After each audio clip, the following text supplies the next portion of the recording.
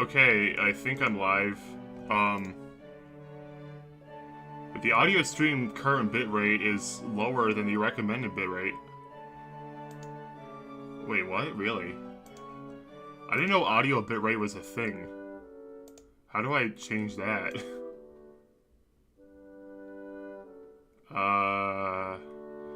You know what? It hasn't been an issue so far. And the notification went away, so I'm just going to assume it will continue to not be an issue. Oh, hi Jambo Paul. Nice to see you in one of my streams again. I'm gonna turn the game down just a little bit. I'm gonna try making up for an OBS just a bit for the, the viewers. If the audio balancing is at all an issue, please tell me, because I have literally no idea what it sounds like for you guys. Which is part of why streaming still makes me nervous. But we'll see. We'll see how this goes. So I was planning on opening up the stream with the second little cutscene demo thing that happens before you load up the game. This, because there's another one. There's another one that plays after this. So I was going to open up with it. But I closed Citra on accident when I was trying to fix an audio issue I was having, because OBS is being dumb. It wasn't... It was just blatantly ignoring my microphone. Like, I was looking at the audio channel thing, and there was no change at all. It just kinda stayed still, and I thought, why is that happening? And apparently, for some reason, it switched to some other microphone that doesn't exist for some reason. I don't know why. I never told it to do that. It just did. I guess we're gonna watch the second intro anyway, because why not? It's cool. I want to show it off. Also, yeah, the lighting looks weird. That's what happens when you amplify the resolution while playing, some games and emulators. It's not as much of an issue as it might seem for this. Everything looks good so far, which is nice. Hey, I'm sorry I haven't been able to join lately. I've been super busy with school and then immediately finishing school. I needed to fix my PC. Dude, I get it. Life is a thing. I'm not going to hold it against you for not making one of my streams. I just appreciate the times you do. It's fine. So this is something a lot of people don't know about.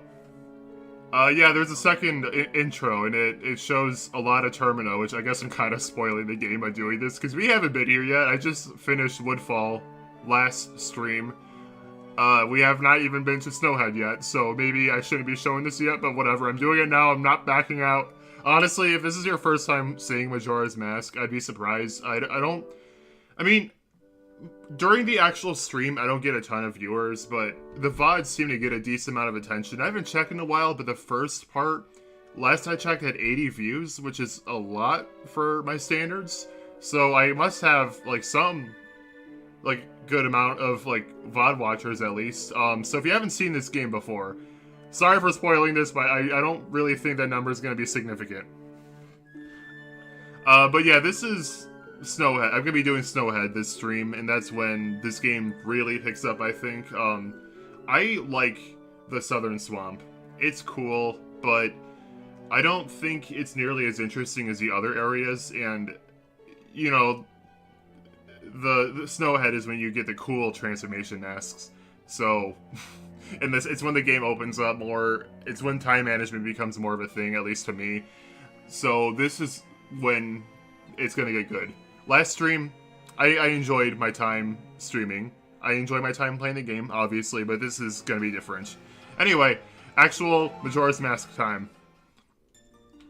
Oh, defaults in Quijibo instead of interesting, I didn't know it did that. I assumed it would have defaulted to the main save. Alright, so, I made an oopsie last stream.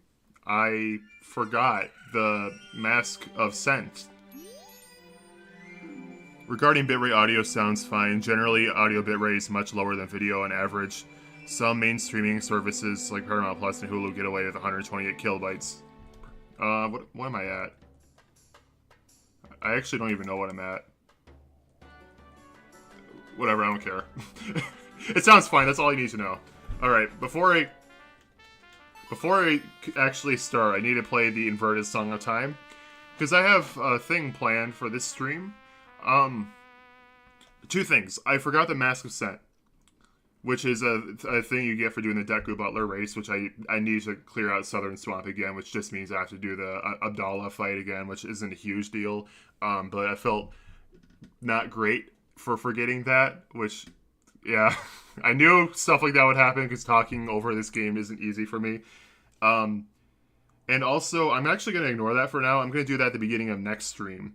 This stream, I'm actually just going to hard focus on story stuff because I really want to finish Snowhead before 6 p.m. of this day. Because if I can do that and blow up the Boulder Romani Ranch, I don't have to do another cycle just to get Epona. So that would definitely save a lot of time. I mean, okay, maybe not a lot of time, but it would make me feel better because I'd be more efficient. So I'm going to do that. Alright. So, no, I didn't mean to do that. So, like I said, Link will have floppy ears throughout the rest of this stream. For any new viewers, including Jambo Paul, I am playing this with mods, in case that wasn't clear. Oh, I need to get arrows. Off topic, AVGN. He made a video on this game a few years ago. It was during the Screenwave era, which is when he was at his worst. But that was actually a standout video. Like, it was good. It was mostly because he's the one that actually wrote that. And I do think it's a good video. It's good to have, like, he didn't like the game. So, obviously I disagree with him there. This game is wonderful. I mean, he's allowed to feel how he wants, but, you know, I just don't agree. And he made a lot of points, like, good points. But, like, the one thing that bothered me is he made a big deal about how, like, at the beginning of every cycle, I have to deposit rupees and buy arrows in the shop. No, you don't. Cut grass. That's it. I got 30 from that one batch of bushes back there. You really don't need to go out of your way to refill your items. It usually happens on its own, honestly. If you have the Goron mask, it's even less of an issue, because you can just literally roll around in Termina Field for a little bit. But yeah, like I said, I really want to... Hold on, I just can't watch modern AVGN. The passion just isn't there anymore. I much prefer his non-AVGN videos. I think he has gotten a lot better within the last couple of years. It depends on the video. But if it's a lack of passion you're upset about, I highly recommend his Contra video. It came out a couple years ago. I love that video. And he made a really good video in Castlevania. Because, like, yeah, those are things he's very passionate about. And he got into personal stories of both of them. And it made me enjoy the videos a lot. I don't have the blast mask. I'm gonna fix that. Hold on. I'm not using this button mapping anymore. But yeah, for a long time, AVGN was not good because he wasn't really writing the videos. That was Screenwave, and they just were not nearly as good, which is fine. Like, I understand that, like, it's not easy to match James's quality, but the videos suffered for a long time, and I think he's writing them now because they're a lot better now. I still think his videos are hit or miss. Like, there's a lot of stuff I just don't care for. Like, he made a video on that weird horse anime boy dating sim, and I don't know, I feel like the only thing I really needed to see from that game is that one reaction Vinny gave in one of his streams. After that, it's like, I don't need to see any more. Like, I had my fill. Oh, I haven't heard this remix. I'm gonna be honest, I don't really remember which area goes where. Like, is this the Snowhead Temple or Goron City? I don't remember. This is... Yeah, this is Snowhead. Okay.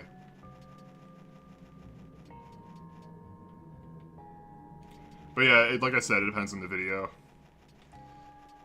But his Majora's Mask video, I do like. A lot of it was subjective. Like, he doesn't like the timer because it feels like there's a giant bag of feces, did I say feces? Feces just looming over him that can, like, just fall on him at any moment. And, like, I get it. Like, that does add, like, just inherent fear, but once, like I said last stream, I really think that's not nearly as scary as people say, but I get it to an extent. It's like, it's more about the feeling of being timed for a lot of people. I don't know if I have enough rupees. I probably don't. Yeah, I don't. I need 9 more. Okay, that's fine. I'll get enough soon. Once again, I really like this remix. Oh yeah, I was gonna talk earlier about the mods I'm using. I talked about it last stream, so if you're watching this too, I'm sorry if this is redundant. But that's kind of the point of the game, the impending doom. Yeah, exactly. Like, you're supposed to feel that way, but some people don't like it. And I get it to an extent.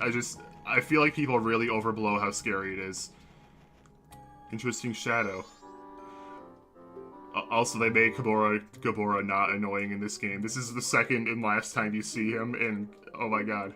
And look, it defaults to yes! It defaults to yes! That is so much better than what Ocarina of Time did. And he continues to be useful because... Okay, I didn't think it would take this long. I would have, like, started that sentence a little bit later. But yeah, you can actually see where... I'm thinking I probably shouldn't use the bunny hood for this. The bunny hood makes this harder. But yeah, this is such a cool puzzle. No. Okay. The feather didn't even need to land for that. I'm such a pro. But personally, I like the timer a lot because the whole game is built around it. You have, like, all these side quests that are only available at certain times, so the game just inherently... It inherently wants you to do, you know, to manage your time the best you can. I'm sorry, it's hard formulating thoughts sometimes. Is this emulator or modded version of the new PC recomp port? No, this is the 3DS version, with a bunch of mods. I keep on wanting to explain that, but I forget. Oh, I get off topic. The recomp is not able to put out graphics like this yet. It's just the N64 visuals as of now. Okay, what do I want? Oh, yeah. Wait, no, I want it on that, and then this back there. Yeah, like, I have to switch between the two screens with the button pressed now. I've had someone ask me this already if I'm playing the recomp, and I get it, because this does not look like the 3DS version without the, you know, other screen, but I've had this setup, this single screen setup for a while now, and I'm sticking with it. As of now, I still think this is the best way to play Majora's Mask, because... Okay, I'm just gonna take the bunny hood off. Okay. Because you get like 360 camera right here, which is so nice. In my opinion, the superior visuals of the 3DS version, and a lot of other quality of life stuff that's not in recomp yet.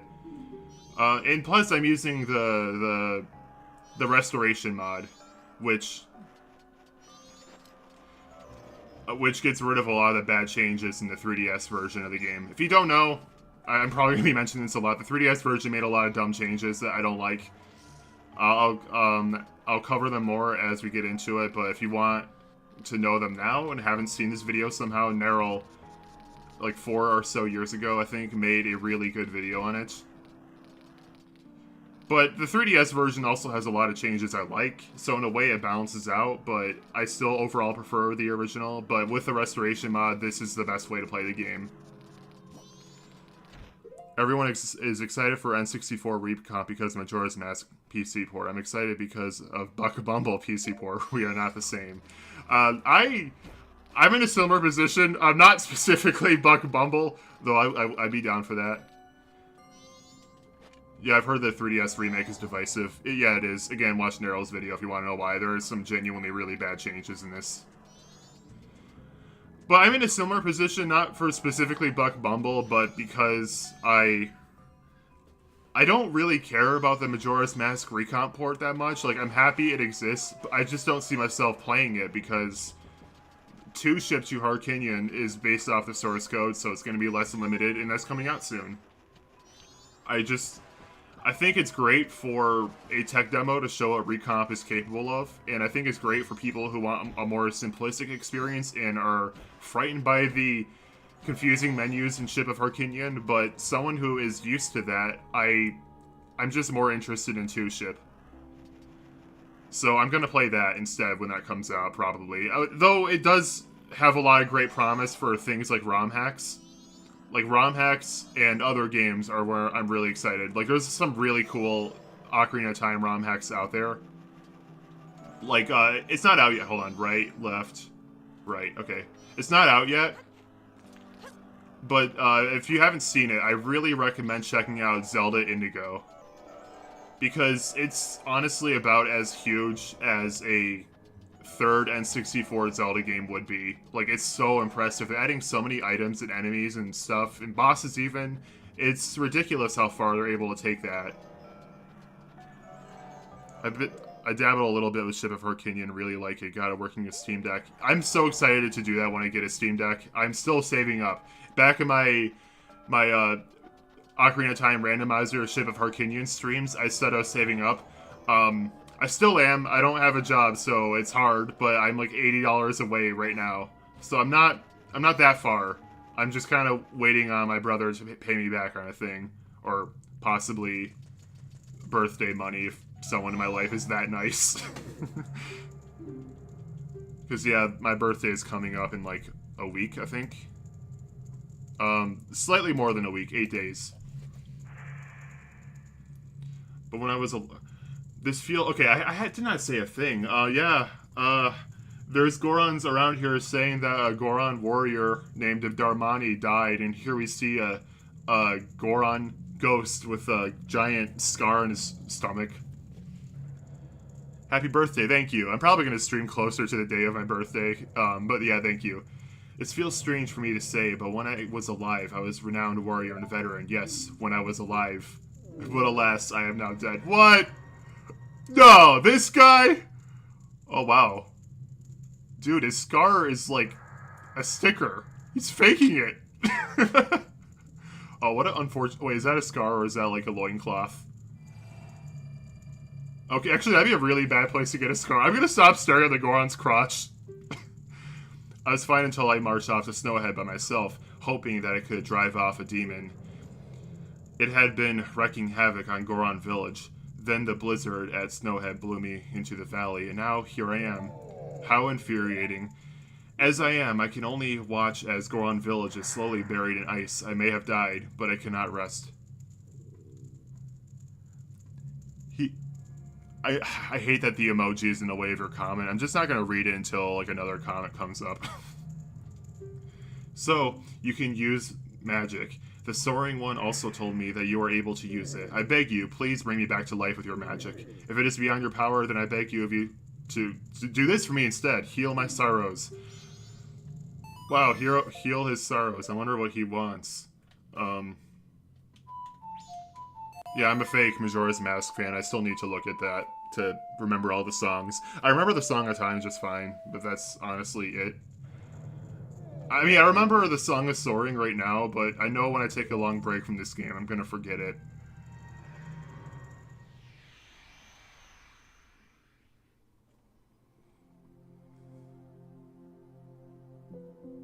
Oh, this is a really good remix. Yeah, I'm playing with the remix soundtrack. I keep on forgetting to mention the mods. Yeah, Majora's Mask Reborn. You can find all the mods I'm using in the description right now. It's a really good album that was modded into the game, and it sounds great.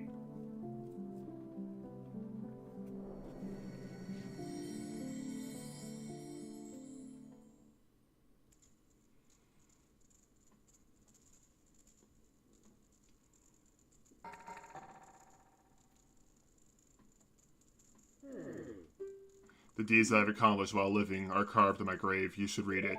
That's just a tutorial, by the way, which is like a really funny idea to me. Imagine having a video game tutorial on your tombstone.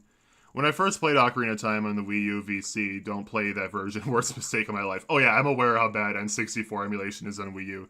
I could never remember all the songs. I'm bad at remembering stuff like that. Yeah, the 3DS versions are nice because you can just open up a menu in the bottom screen to pull up the songs. I'm better at the Ocarina of Time songs now for how much I play the randomizer for that game, but Majora's Mask, I still struggle. It doesn't help that I play the 3DS version, which shows the songs in that menu, which means I don't have to remember them. Where the mask inhabit the body of a Goron. Yeah, this is when the transformation masks become really fun. Like, the Deku mask was fine, but now you can be a frickin' Goron! I'm so upset this is not a common thing in the Zelda series. You can roll around, dude! This is so great! I love this! It's so great! This is one of the major reasons why I believe this is when the game really blows up.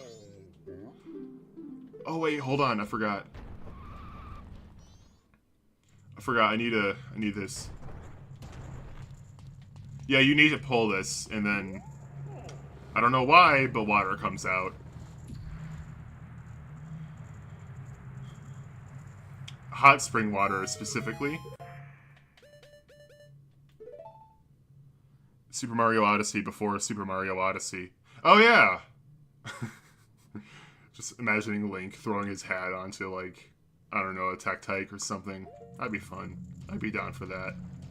Actually, no, the real, Super Mario Odyssey before Super Mario Odyssey is Crash of the Titans.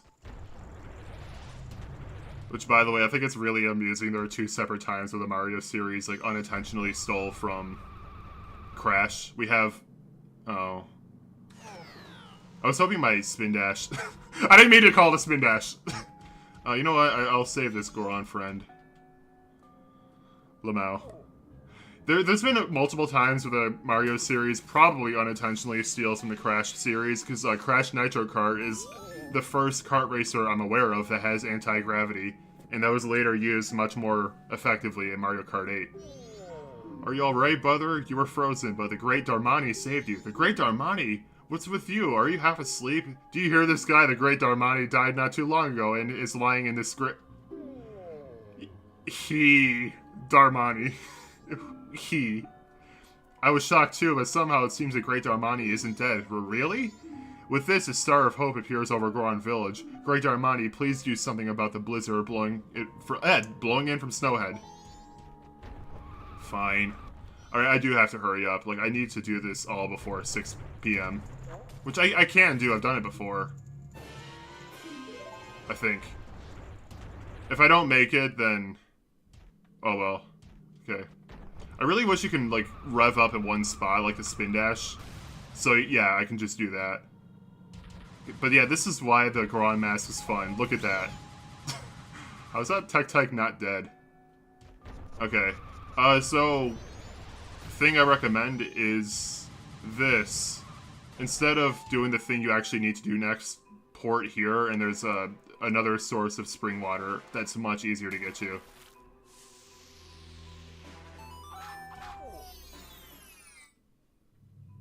Yeah, way easier. I don't want to spin dash, come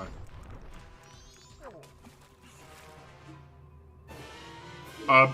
But yeah, the Goron mask is genuinely one of the most fun things from the Zelda series. There's another mask later, I'm just gonna spoil it because I haven't not spoiled things so far. The Zora mask, which I genuinely don't know which one I find more fun. Oh wait, no, crap, wrong. I'm not supposed to go here yet. Oh, in fact, I'm not even supposed to get the water yet, I'm dumb. Yeah, this is what I mean, like, playing this game and talking over at the same time is hard.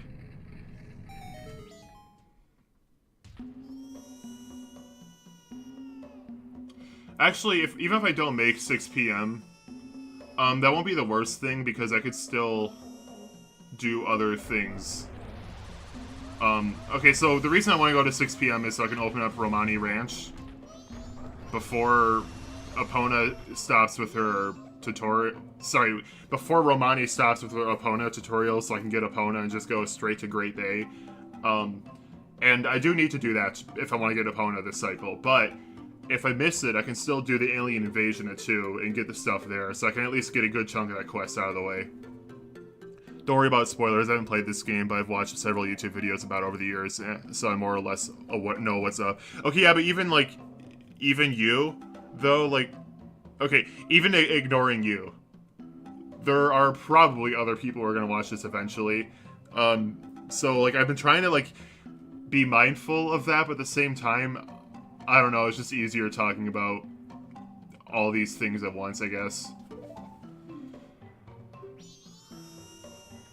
Okay, so that little... Oh yeah, I can't do that yet. That little Goron wants his dad, and his dad is currently frozen, so that's a problem. I haven't showed him yet, but yeah, he's like... Yeah, he's just frozen in one of the snowballs in the area I was just at. I call it a loading zone, makes them speed up. So,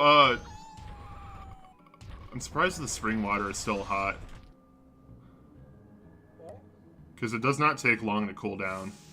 Alright, so you talk to the baby, and then, like, yeah.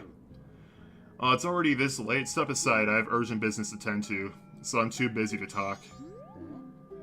Oh, you're Darmani, but you're supposed to be dead. Am I hallucinating? Maybe this is also the doing of Snowhead's magic power. I've been made a fool of, but that's impossible. I refuse to flinch. I need to fix this blasted weather that's plaguing Snowhead. I must save the Goron village and protect my dear son.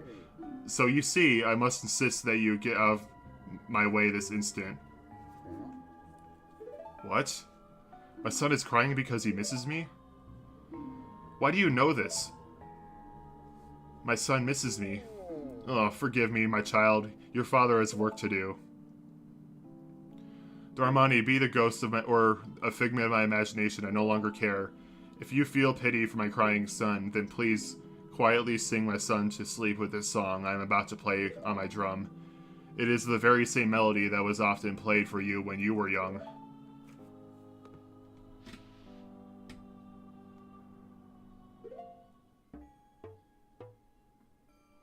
So this quest ends in like a pretty goofy way, admittedly, but I still think it's overall pretty sweet.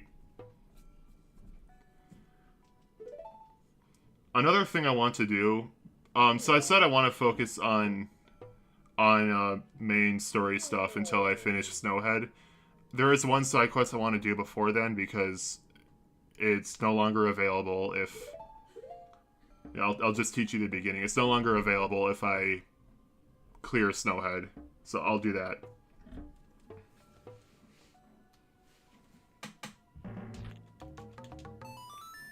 Just speedrun the drums. I really appreciate that the Gorons have to find man boobs. Like all of them do. I want that chest right now. There's a piece of heart in there. It's not that I forgot it, it's just so cold I can't play it very well. At any rate, I'm counting on you. So, if I do miss Epona, there are skips that allow you to at least not need her for the thing I want her for. But I also kind of don't want to do that because I've never done it before. But honestly, I might attempt that if I end up missing. Alright. By the way, that Goron up there tells you that's how you open the door. I've seen a good amount of people say that they think this game is too cryptic, and honestly, it really isn't. You just kind of have to, you know, talk around to people sometimes.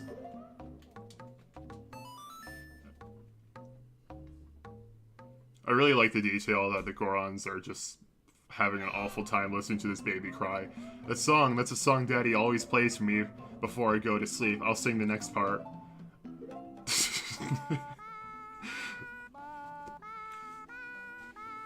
You couldn't remember 2 notes.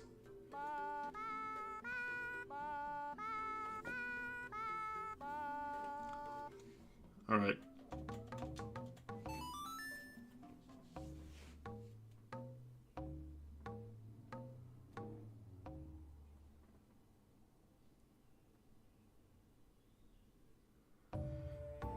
I don't like that the lighting kind of messes up these scenes.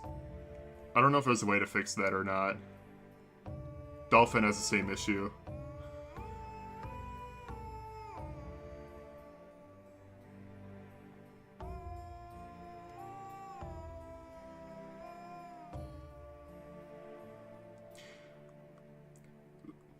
If you go back to that frozen lake, his dad is back to being frozen. And you do eventually thaw that water out, so I think he just dies. Which makes this a lot more tragic. Oh yeah, this is one thing I don't like about the 3DS version, even with the restoration mod. I don't like having to sit through that menu. I wish it was a thing that just happened in the background. Like, the original game just gave you this, like, thing on the top. There's a little notification on the top. Here, the game just has to stop for a few seconds, and that's not great. This is a good song. Alright. So this is the one side quest I'm going to be doing. And it's slightly annoying, but it's not too bad. So in the beginning of Snowhead, I didn't talk to him, but there is this Goron who is stuck on top of a frozen waterfall who is asking for food. For some reason, I guess Gorons store their food in these pots in that chandelier up there. So I need to break one of them. And the thing that sucks about this is that it's luck-based. I have gotten the first one. I have gotten the I forget what it's called. But I have gotten the rock thing that they eat first try before, but it's not something that happens very often. Also, I think I replayed Breath of the Wild a couple years ago now. Like a year before Tears of the Kingdom came out, which is probably part of why I thought that... Oh my god, first try! Alright. Anyway, it's probably part of why I thought Tears of the Kingdom was so boring, because I played Breath of the Wild just a year before, but I don't like that. Like, playing in a different game can do that to me, to this brand new game that came out. I'm getting off topic. I think Breath of the Wild had this quest where you actually brought this thing over, because I'm pretty sure it had the same name. And that made me happy, like, oh, they remembered this game. I love Majora's Mask so much. But yeah, that's normally a lot more annoying than that. I'm very happy I had an easy time with it. I want to know, like what makes this rock especially tasty to them? Is it just because it's shaped like meat? Or is this actually meat from some kind of rock creature? There are, like, these fake Goron enemies later. Maybe they're made from them. Probably not. That looks like way too big of a limb for them. Never mind. That was a... Oh, he's already frozen again. Stupid idiot couldn't roll up the hill. Is this Wii U or 3DS? It's technically sort of 3DS. I'm emulating the 3DS version. I would never play the Wii U version of this game, honestly. It does not play well. I've played one N64 Virtual Console on Wii U, and the input delay was terrible, and I hated the dark filter. I don't want to play Majora's Mask that way. But yeah, I'm emulating the 3DS version with a bunch of mods to improve it on Citra, a 3DS emulator. Link to everything is in the description. Oh, okay, Harsh. Yeah, I mean, okay, they're playable. They're playable. Like, N64 Virtual Console is in fact playable, but it's a pretty big downgrade from every other way I've played it. I've had a similar experience. I replayed The Last of Us a year ago before playing the second game, but because I played the PS5 remake, the improvements for the second game weren't as noticeable. Yeah, but Tears of the Kingdom, the thing with that game is it literally has the same overworld, and my enjoyment for Breath of the Wild came from exploring the overworld. So when you throw the overworld at me again, I'm just bored. I'm sorry. Carry that me. I'm sorry, your emojis. There's an emoji in the way of, like, the newest chat message, and that's really annoying. Yeah, well, it's his dinner, at least. I don't know why he's wearing, a frog hat, but I respect it. I think more people should do that. But yeah, Wii U Virtual Console, N64 Virtual Console is playable. It's just the input delay is bad, and yeah, everything looks dark and gross. Like, if it's the only way you can play N64 games, it'll serve you just fine, but I have original hardware, which is better, and even, like, modern fan emulation. It's a joke. I'm sorry, I'm bad at picking up on jokes.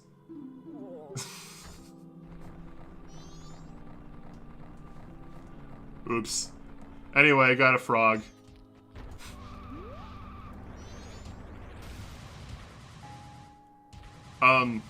So now I'm wait.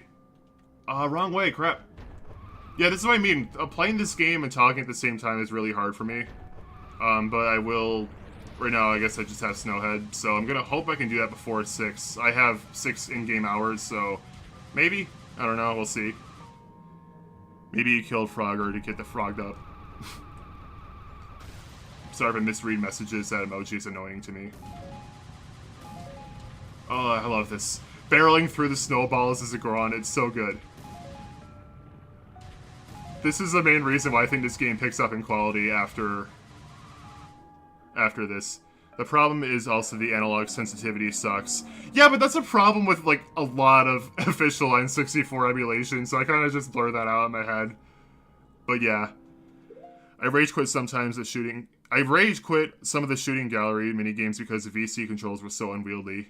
It's peanut butter jelly time, sure. Yeah, Mario 64, I really feel like Nintendo emulating the sensitivity has ruined that game's reputation. Because everyone talks about how poorly that game controls, and like, I do have issues with the controls. I do. Wait. Okay, I remembered.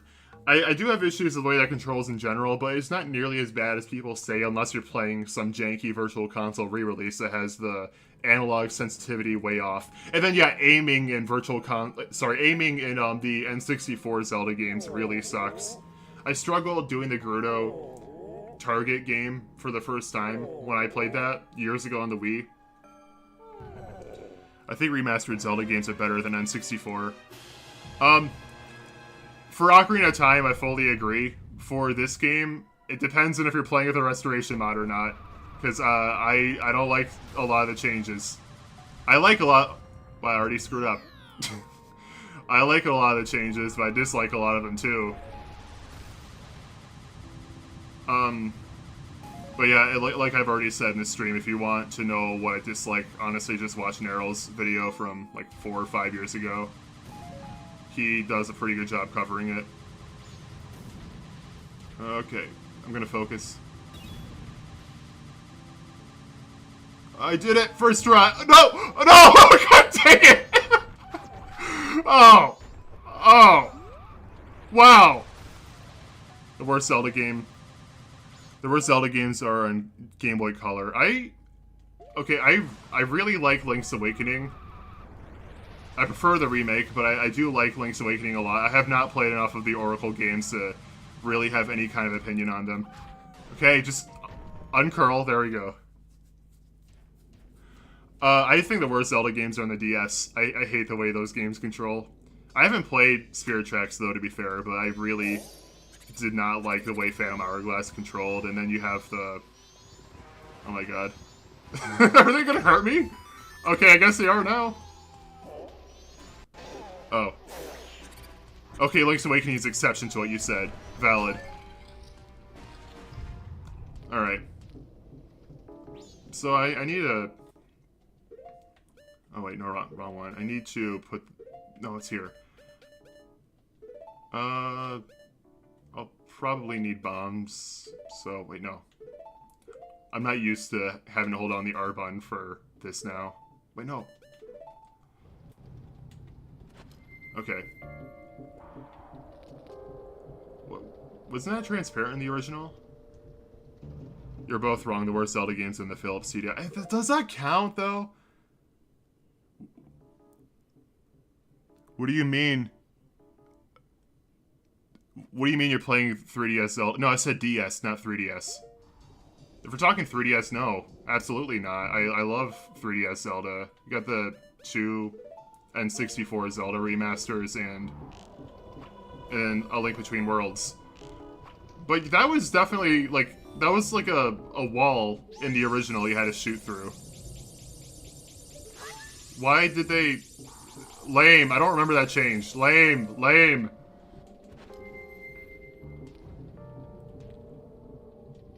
DS and 3DS are 2 different consoles.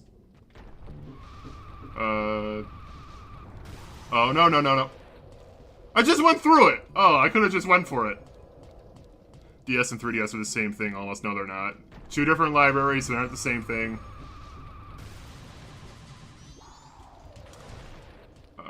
Forget which... I think this is like a block pushing room. No. Still... I want chest.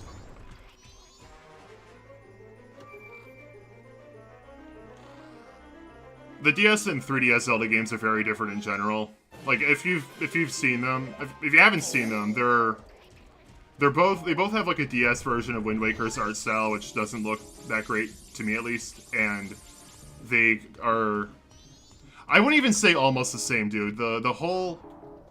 No, I would not even say almost the same. The libraries are entirely different. Like, the hardware is similar, but, like, the games themselves are entirely different. There's almost no overlap. But the DS Zelda games have, like, I love the Wind Waker art style, I just don't think it translates very well to DS graphics, and the touchscreen controls are just something I really don't like. I know there's a mod that came out, at least for Phantom Hourglass, I don't know if it exists for Spirit Tracks, that gives the D-pad controls. I don't know if that would feel that great. I can't read the thing. I put Ocarina at, and I don't know what the last thing is. There's an emoji in the way, I really don't like that they did that. YouTube's UI is annoying.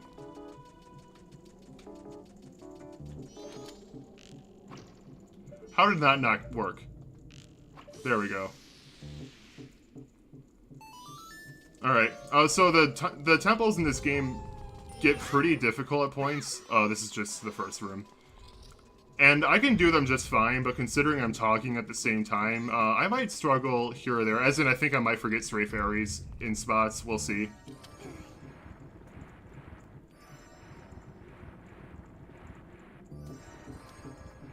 Oh my god. I think this is one area the Redux mod for N64 is better, because it has faster block pushing. And yeah, this isn't great. But I do really like this camera though. Oh my god. Ocarina of Time. Oh! I put Ocarina of Time at 10. Ocarina of Time at 10. Wind Waker 10. Skyward Sword 10. Wind Waker 10. I think Ocarina of Time is a 10, considering when it came out, but I don't know, like, it's a very vanilla game for Zelda standards. Like, you know, it came out in 1998, it's the first 3D Zelda game, so that's very forgivable, but I value when games try to do things to separate themselves from others. And Ocarina of Time is great at being, like, the Zelda game, but I like games that try to be, you know, something like this. You know, like the 3-day time system in Majora's Mask is so infinitely interesting to me. So, for me, this is a 10 out of 10. I don't think I'd give the other 3D Zelda games a 10. Like, Wind Waker, I'd probably give, like, an 8. I haven't played Twilight Princess in, like, 11 years, so I'm not going to say a word on that. I really should play that again, though. I set it up on Simu, the Wii U version of Simu ages ago, and I just haven't gotten around it. Okay, I don't have bombs. Oh. Okay. I thought Guess not. Whatever. I wonder if anyone's ever tried to play the whole game like this. That would be dreadful.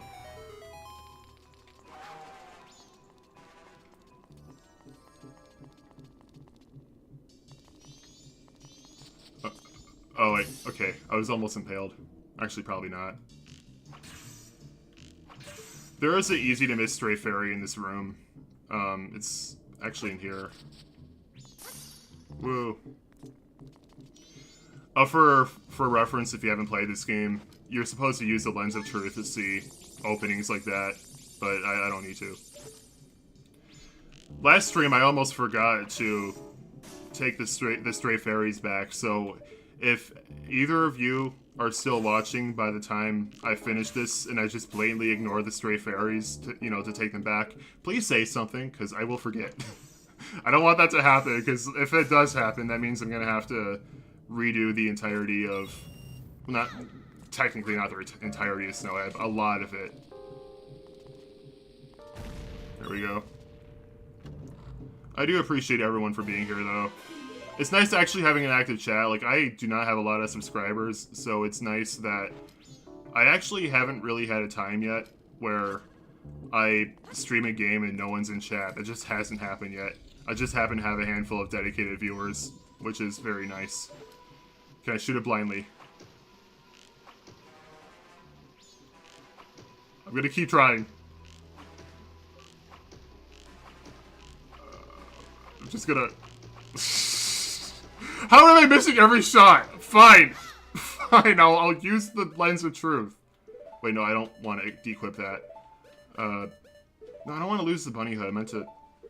I'm not used to this anymore. Keep on keeping. I don't know what that means. Wait, I shot it. I just didn't hear the sound effect. I'm upset. There's supposed to be a pop sound.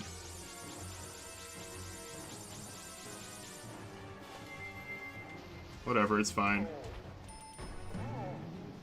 I don't know how many arrows I wasted. Probably a lot, but that's fine. I don't need arrows. I never want to de-equip the bunny hood. Anytime I do that, it's going to be a complete accident. I think you hit this button and... Wait, no, you hit the other... Or, no, never mind. I'm wrong. I was thinking you hit the other... Oh my god. Or, oh, yeah, you do. I'm dumb. I haven't played this game in a while. Oh, wait, no. Okay. The thing that messes with me in the 3DS version, you don't, like, let go of the A button to stop the ground roll. Instead, you press the button again. Oh! Okay, I know. This is my second favorite game of all time. I'm forgetting basic puzzles. You have to tap the button to initiate the roll, and then tap it again to let it go, while in the N64 version you hold the button down. And this mod tries to have a combination of both, but I don't really think it works that well, because sometimes okay, it's executed well, I just think in theory it's still kind of janky, because sometimes I hold the button down just a little too long, or I do like a short roll, and I want to let go of the roll, but I don't, and that is annoying. Oh wait. Oh my god, get it. Thank you, Bo. You're a true friend. Okay, yeah, this is fun. I like this a lot.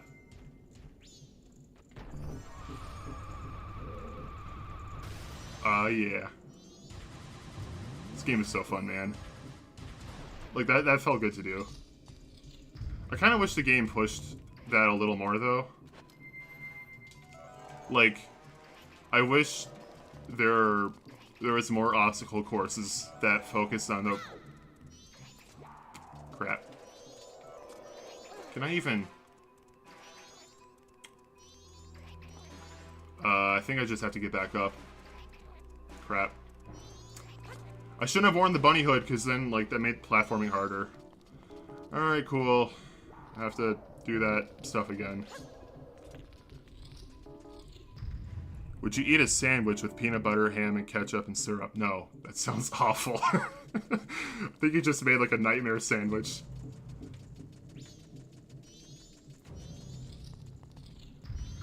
I'm gonna sound weird, but I don't even put ketchup on my sandwiches. Besides burgers. I don't know, I'm not that big on ketchup. I just think the flavor is really strong. Oh, that was the right room. I don't think I'm gonna beat this within 3 in-game hours. I think that was a pipe dream. I've done it before, but I think when I did it, I playthrough, like, I think I had a much more recent playthrough when I did that. So I was, like, less stupid. Also, I wasn't talking over the game, which cuts my IQ in half. It's from The Amazing World of Gumball. I've seen that show. I have to do this again. I've seen that show. I've seen all of it. I think twice now. It's really good. I guess I forgot that. But there's I'm the same. I like ketchup on burgers, but not when it's overbearing. Yeah, I see my mom put ketchup on her burgers, and it's like she just drenches them. And I'm like, do you even taste the burger at that point? But yeah, Amazing World of Gumball is really good. I just forgot, I guess. There is a reboot coming out, which I'm very interested in. I think there was supposed to be a movie, but... Oh my god, I did it again! I did it again! This is what I mean, talking over games makes my life harder. Okay.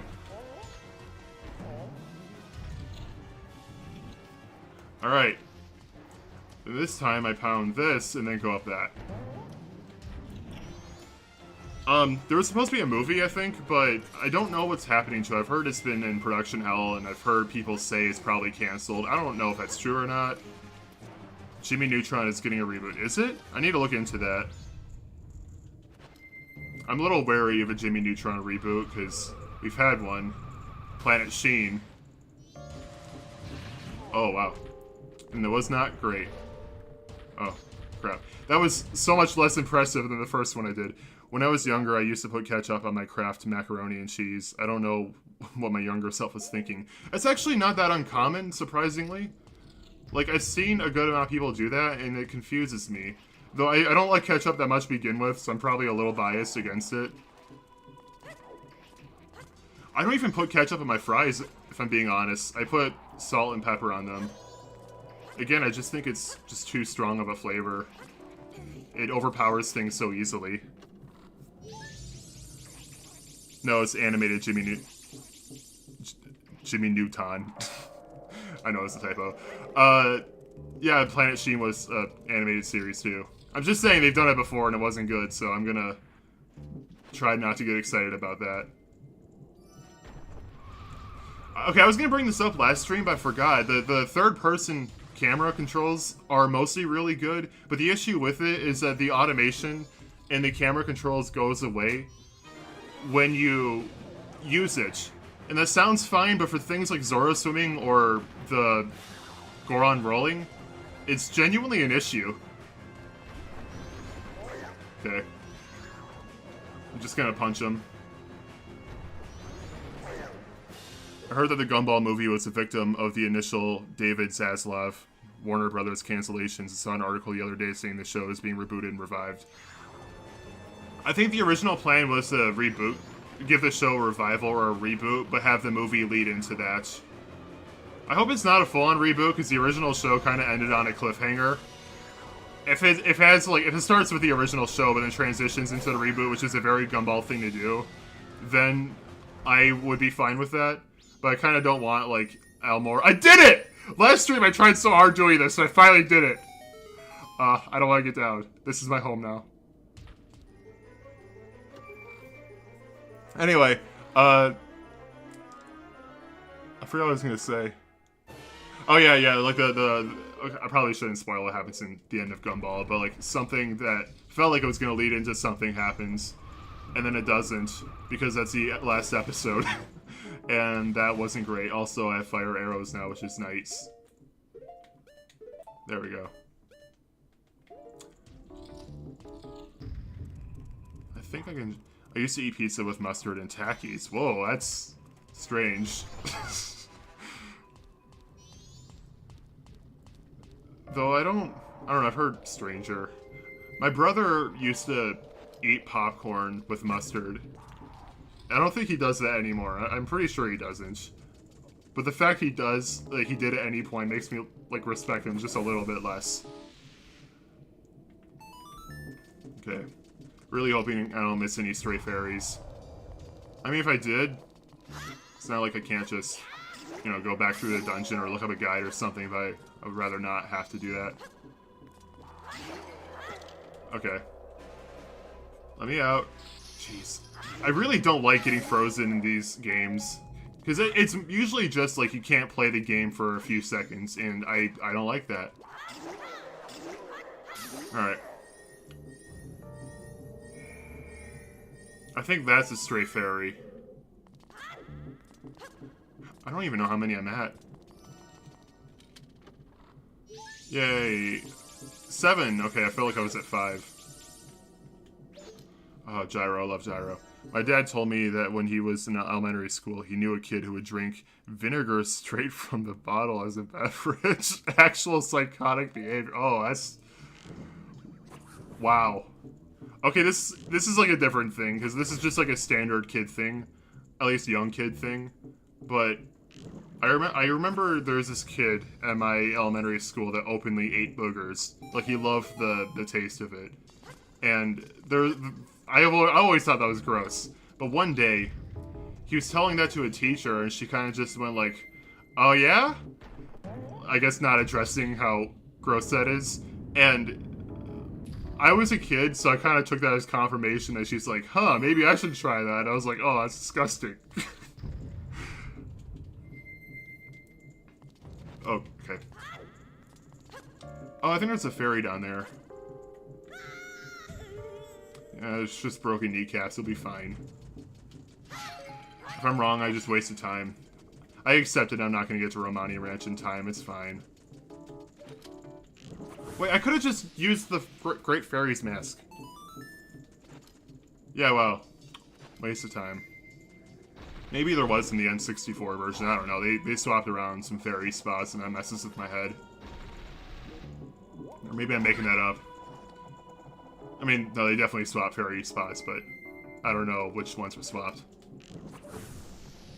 It's a problem because I do switch between the two versions.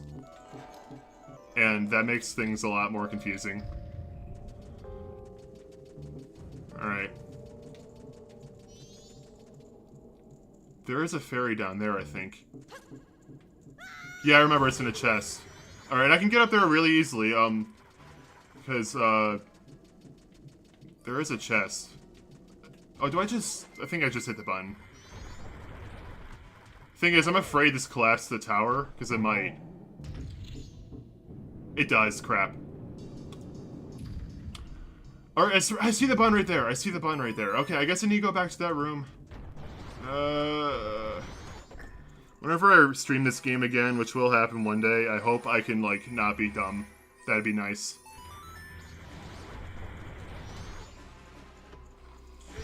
Anyway, shortcut up. Just go to a pit of lava as a Deku Scrub, and it warps you back to your last room. So, that is insanely helpful. Only a slight detour.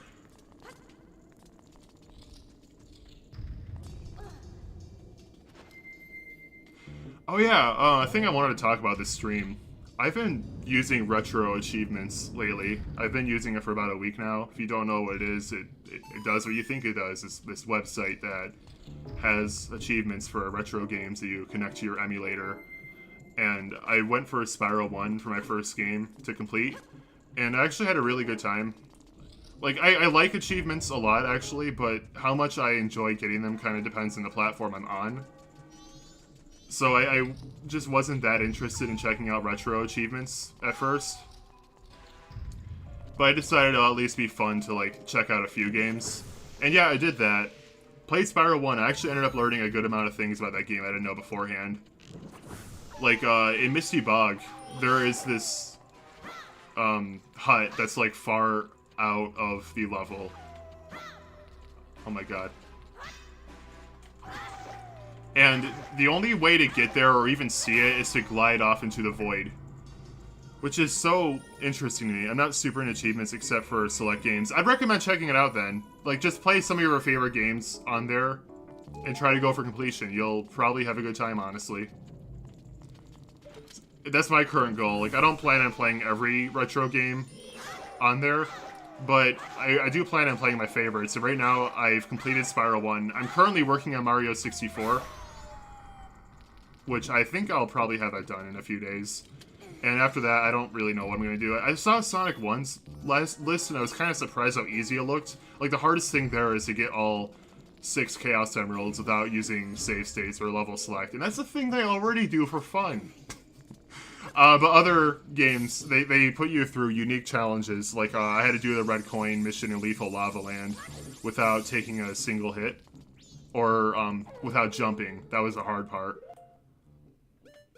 And that was really fun, actually.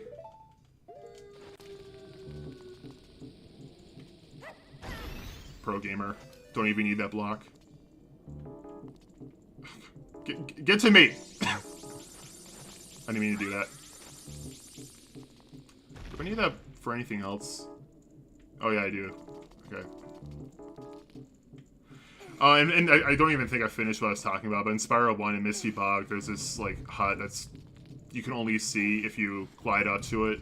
Otherwise, the fog hides it. And for some reason, it has collisions, so there's a achievement for getting that. And it was actually really cool. Like, I didn't know that existed. Okay, I already... Oh, no, wait, no, this is a different room. Oh, yeah. I set this up earlier. I just forgot. 11, cool.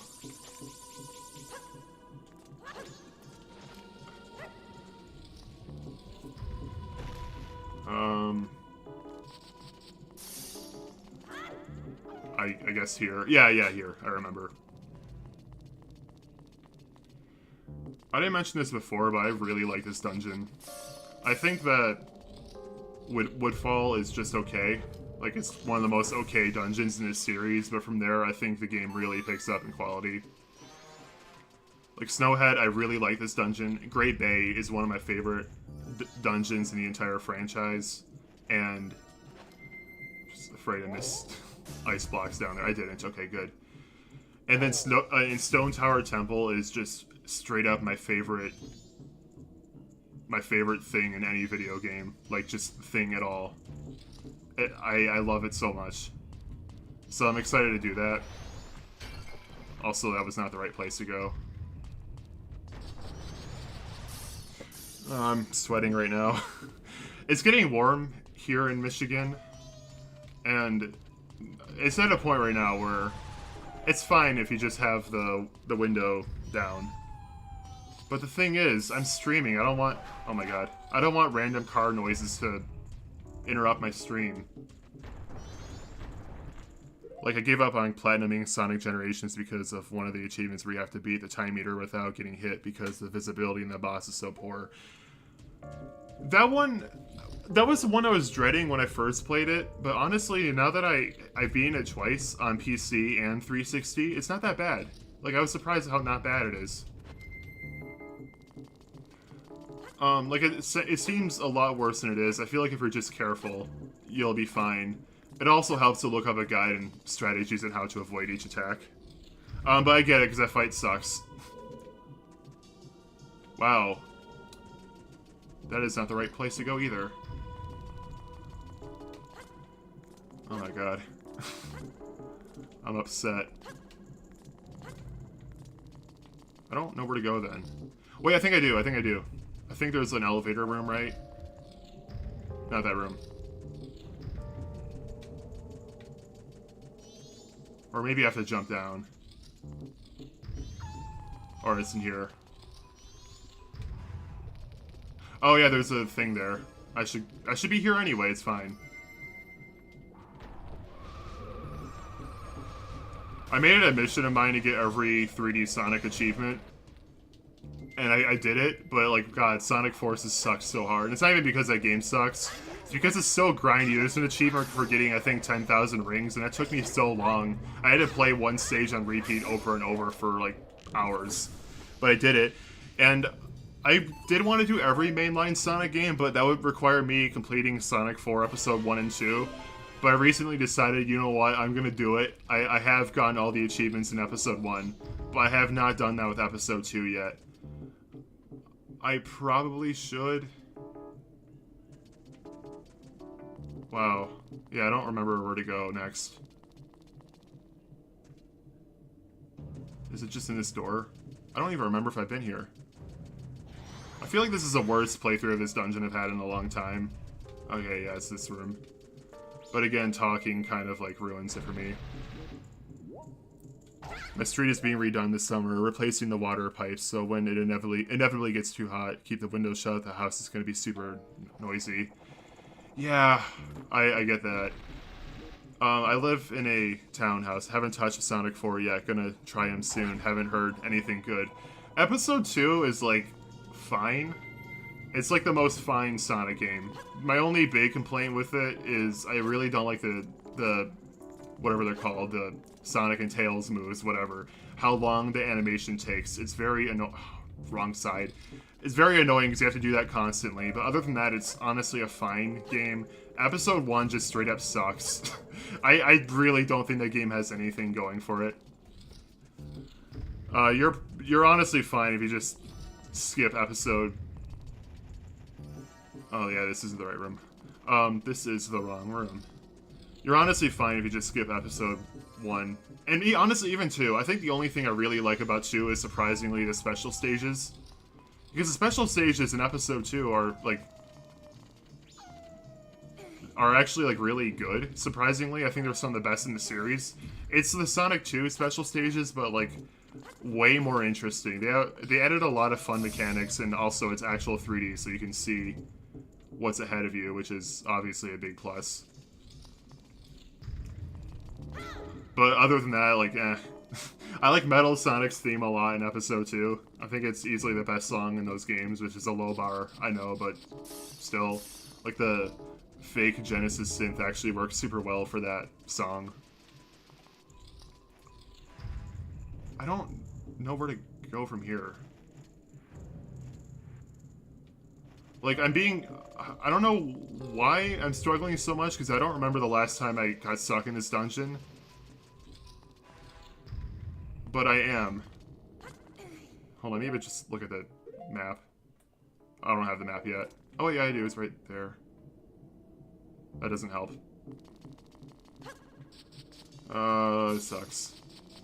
Yeah, I'm not going to be able to do the... I don't think I'm going to be able to do the alien thing either. Yeah, like, what am I missing? I am missing something, obviously.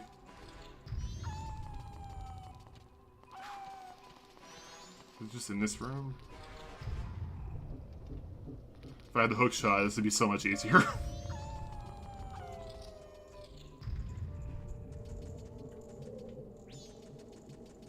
I remember the first time I played this game, I forgot how, but I got stuck in one of the first rooms in this dungeon and blew through a whole day slowed in one of the first rooms. Oh my god.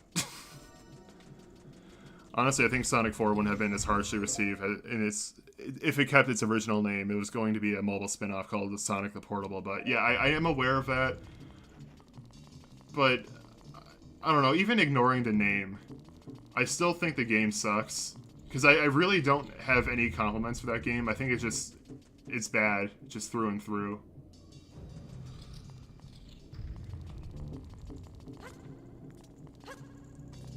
Like, I don't think it's the most offensive thing to actually play. Like, I don't hate my time playing it, but I don't really have any compliments to give either. I can at least say I like things about Sonic 06 or even Sonic Forces, but Sonic 4 Episode 1, if you're to hold a gun to my head and say one nice thing about it, I don't think I can actually do that. And I'm not saying that out of pride, I'm saying that because I literally don't know what I would say about that game. Okay, I genuinely don't remember the last time I got stuck in this. This is bothering me. And on stream too, so cool. Okay. So, it's probably through here?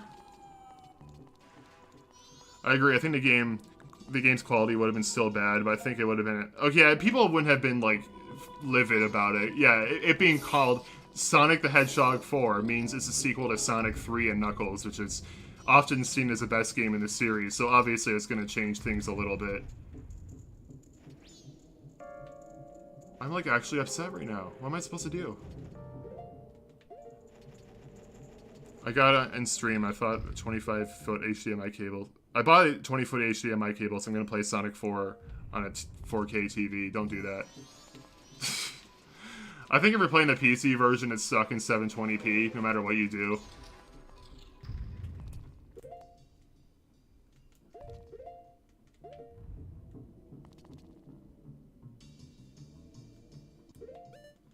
Oh my god. I'm just kind of going back and forth over and over. Because I know you can climb this tower without hitting that switch. I know you can do that. But I don't know where.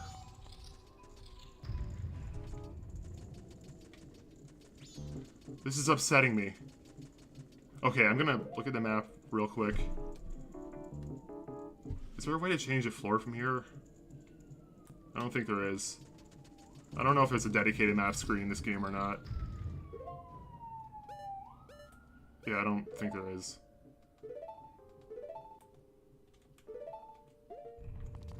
Wow. I genuinely don't remember the last time I got stuck in this game.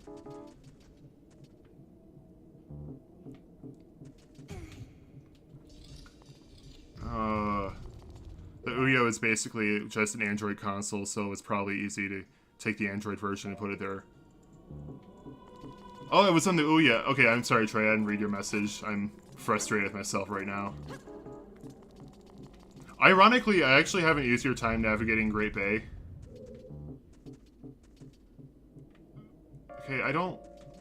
Because, like, Great Bay actually has a super easy layout once you remember it. Or, you know what, I'm gonna jump down. Wait, no, okay. I'm just gonna try to put myself in the mindset of, like, previous playthroughs. So, not here, because that room's a dead end.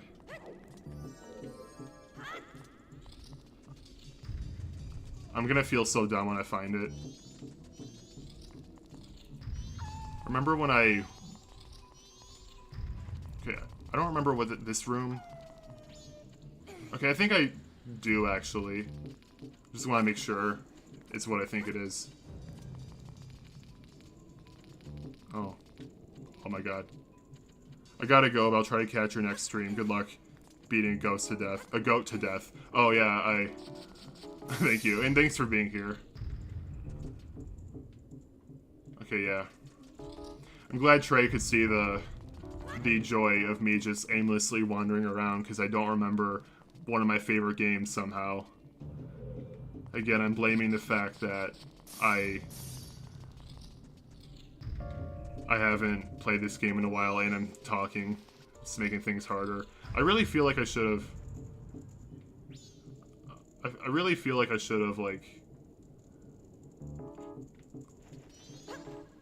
Jump off, I guess. This is definitely not a thing I've done before, but might as well try.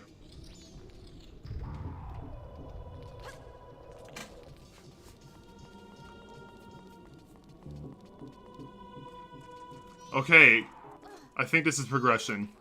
Alright, that was like... I don't know, 20 minutes. Remember when I wanted to beat this before 6 p.m.? I've definitely done that before. I know for a fact I've done that before. Because I remember being so proud of myself. That was like one of my Majora's Mask highlights. Yeah, oh my god. I don't know... You know what? It's probably because I didn't jump down the thing and I thought I did. Because, like, I think what I normally do is I jump down to the first floor and climb my way back up, which is an alternate way of getting to where I was just at. Yeah, and yeah, dude, I've been here. I was here earlier. I punched the thing, but then I fell down, and I think that's what happened, at least. I don't remember. Whatever, it doesn't matter. I did it. It's fine. It's fine. Okay.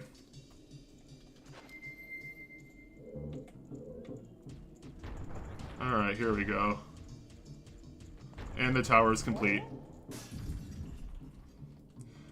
Yeah, honestly, I was thinking I should probably play this game once before I stream it. Like, right before. Just so I know what to do. I understand. Part of what stopped me streaming is I felt like I had a hard time balancing talking while playing the game. I just got too invested in playing the game, I would forget to talk. Yeah, it's honestly really hard to strike the right balance and also not be bad at the video game.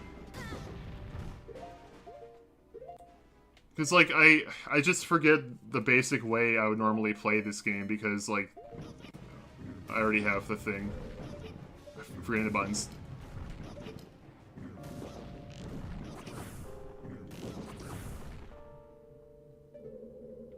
Oh my god. Probably should just switch to normal arrows. Fine. I'll put this on too. Wait, no, I want it... And... Oh yeah, normal arrows. Yeah, I'm forgetting the button inputs too. Alright. Man, these guys are so ineffective. This whole time they've been trying to kill me. Basically, I kept accidentally doing the Hassan Piker thing. No, as long as you're not putting on someone else's content to, like, just eat silently, you're fine. But no, like, for real, it is hard doing it, plus you have the pressure of trying to entertain an audience. So, like, just now, I was honestly, like, really nervous, like, oh god, I'm just literally running around in circles, and there are people watching me play this right now who demand entertainment.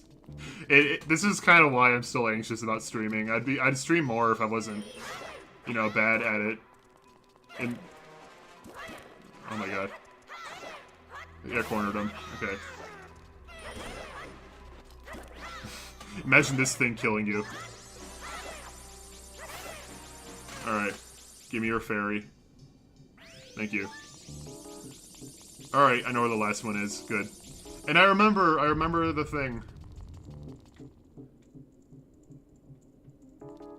You know, weird thing is, I always come from this side. Like, I enter from this side of the dungeon. And then I, like, use a thing, I don't remember. Oh yeah, I fall from the top side and go here and do these levels in reverse, or do these rooms in reverse order, but I didn't do that this time, I guess.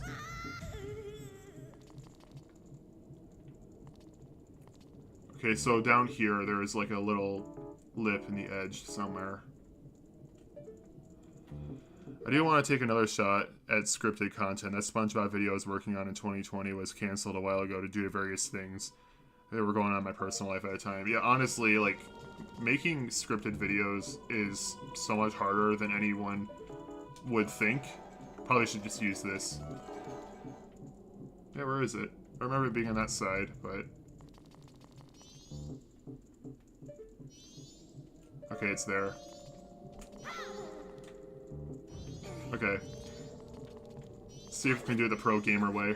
And time the input. No! It's fine. I can just do this.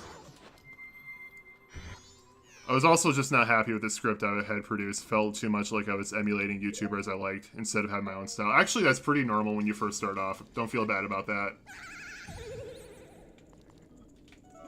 Like, that's honestly just inevitable when you're new to...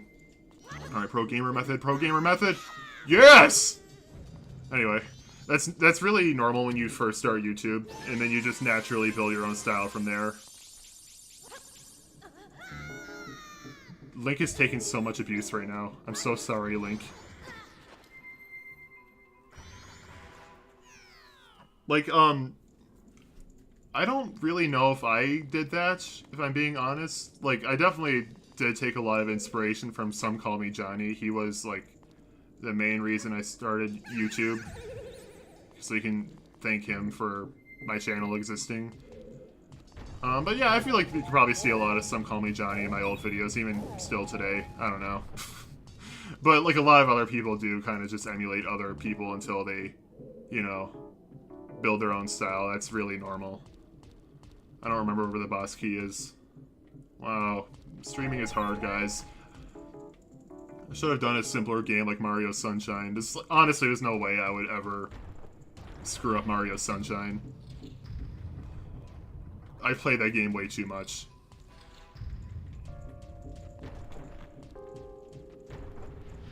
I've literally 100% that game 3 times within the last, like, week or so because I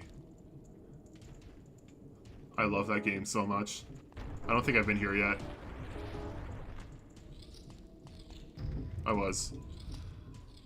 Link is almost taking as much abuse as my Fallout 3 character. I got caught in a massive explosion and somehow my character survived, albeit several broken limbs. Oh, that's fine. Walk it off.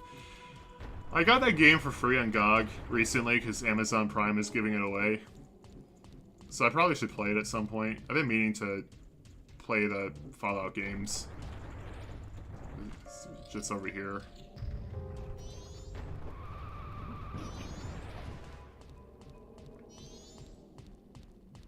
Yeah, okay, this is where I wanted to go, I think. Maybe. I don't know. Stop. Stop. What are you doing? Why was he not going into the door? I set an alarm on accident, ignore that. How do I get there? I don't remember! Again, weird thing is, I always come from that side. What happened? Why am I like this now? I'm so much worse at this game! Oh god, if this is gonna be how this goes, how are the later dungeons gonna go for me? I literally just need the boss key at this point.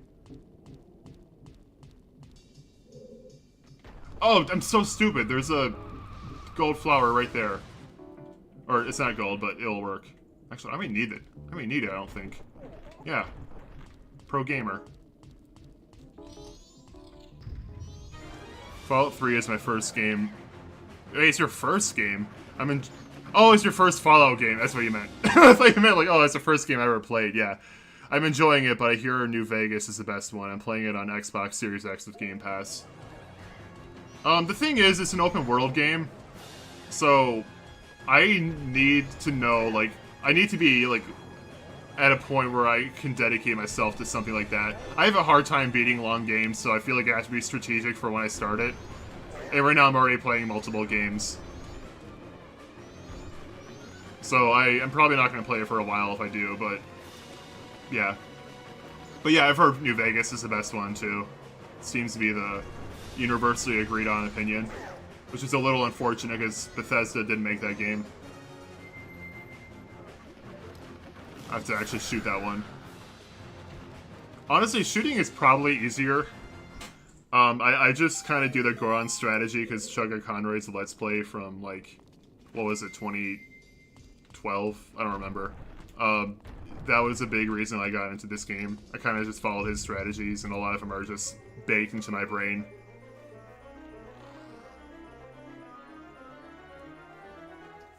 Alright.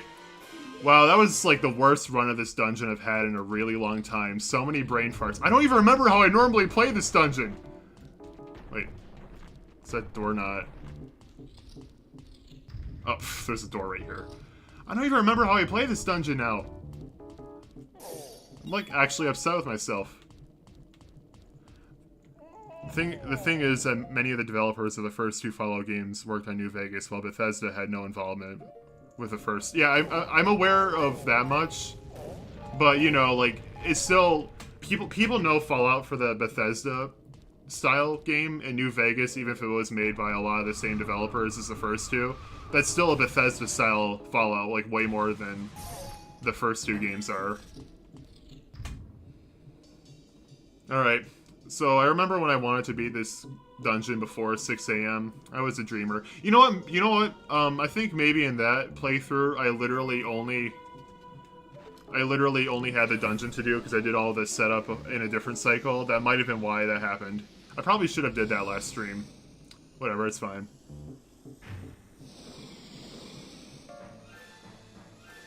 Anyway, this is a really cool boss fight. Fun fact, the American version added Link falling over. I don't know why. Oh, another example where the game has a weird lighting effect on Citra. Ow. Mean. I'm aware that you can, like, stand far... Oh my god. I'm aware you can stand far behind him and just shoot him off in the distance, but that's not nearly as fun, so I'm not going to do that. I might do that in a future stream, though, because I'm going to have to fight him again at some point. Okay. Good thing he missed me. But yeah, progression. It only took, like... 13 hours, but I did it. Oh my god. Okay, actually, I don't know when I enter the dungeon. Every time you start rolling when you're just moving the camera, make sure to press the L button, otherwise the rolling cam isn't going to be automated, and you're going to have to control it yourself, which is not great. Yeah, I wish it just automatically put itself in the, you know, automatic... Why did that happen? The automatic mode every time you start rolling.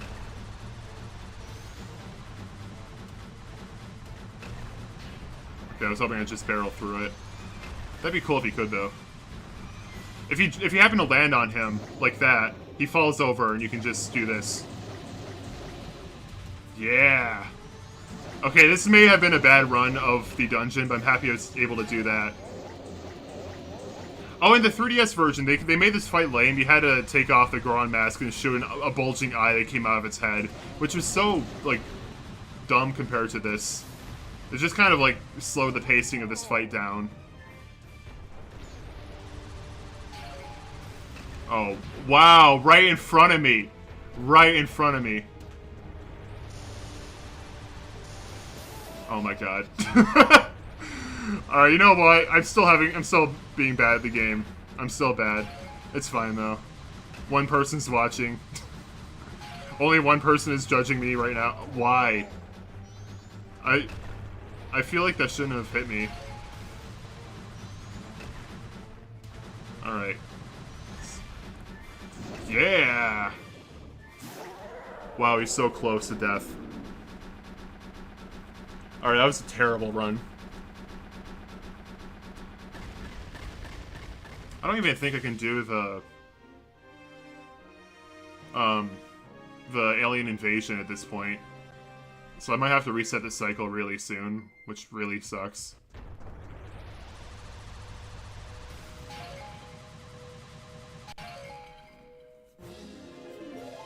But hey, another heart container.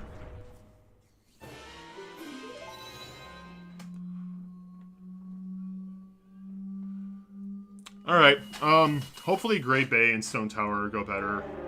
The thing with Gray Bay is I actually don't think Gray Bay is nearly as hard as people say. Because, like, I'll explain it when I get there, but it has a structure that's pretty easy to remember.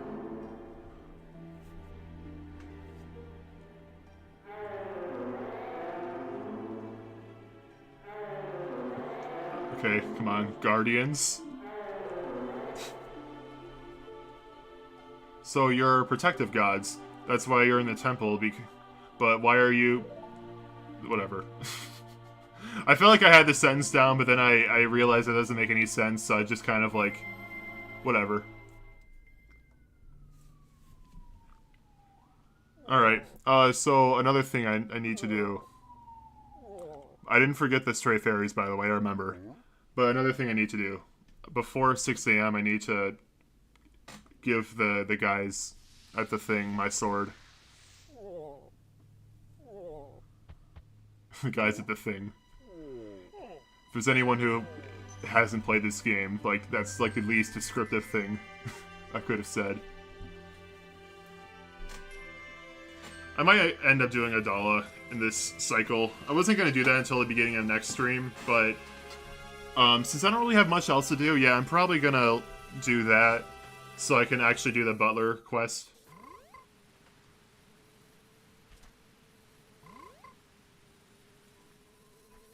Okay. Well, I don't even know if I have enough rupees. I don't know how many rupees they want. Hold on. Yeah, I almost forgot to activate that. When I first played Citra, with this game on Citra, I crashed a few times. I'm really happy I haven't had that happen since.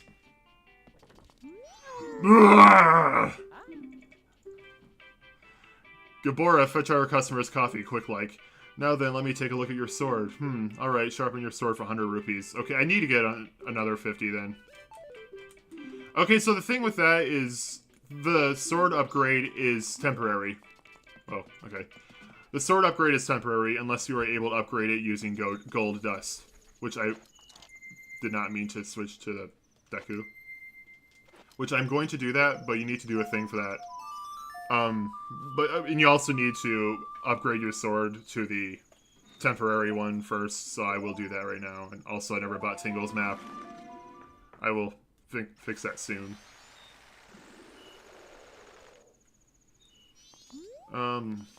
Yeah, I'm just gonna go to South Clocktown and open up that silver rupee chest. This is a very pretty 3DS game. I didn't mention it before last stream, but there is a texture pack of this game. Like a full HD texture pack. I'm using Nerrel's, which is not fully ported over, it's mostly just the HUD. But there is another one that's, like, not completed, but it's supposed to cover the entire game by Henrico Magnifico. And I'm not using that because... I think Henrico gets too much hate. People like to discredit his texture packs because he uses AI upscale textures, and I agree it doesn't look great, but he only uses them as a placeholder. So it's not supposed to be replacing actual redrawn textures, it's just him, you know, releasing these texture packs as quickly as he can. But the issue with that still means the texture packs, at least until they're completed, look pretty bad. So, at least in a lot of cases. So I'd rather just stick with the vanilla textures. Nothing against Henrico, to be clear. I think when he does redraw stuff, it looks pretty good. Oh right, I actually forgot what I was gonna do.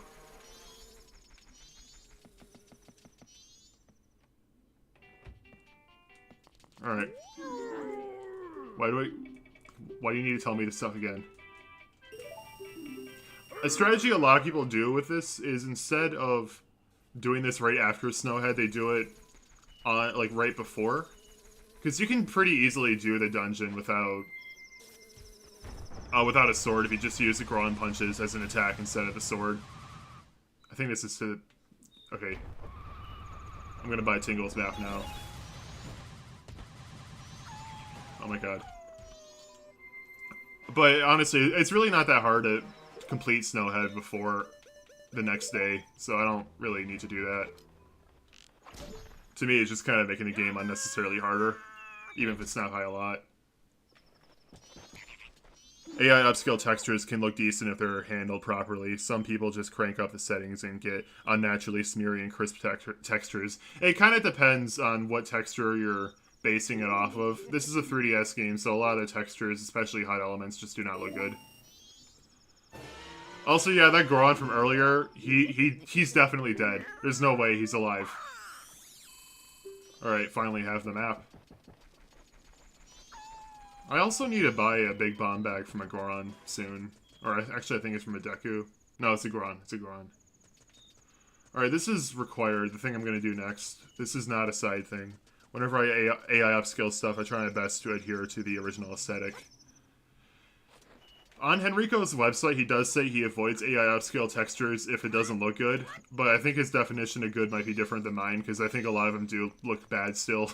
I haven't checked out his most recent Majora's Mask pack, to be clear. I think it's a 2.0 now, so it might look better. But, I don't know, I just didn't want to see. Like, I didn't want to check. Plus, I don't like the font he uses for the text boxes in his pack.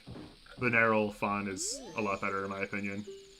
I'm excited for Nerrel to fully port over his N64 pack, because that's still a thing he wants to do.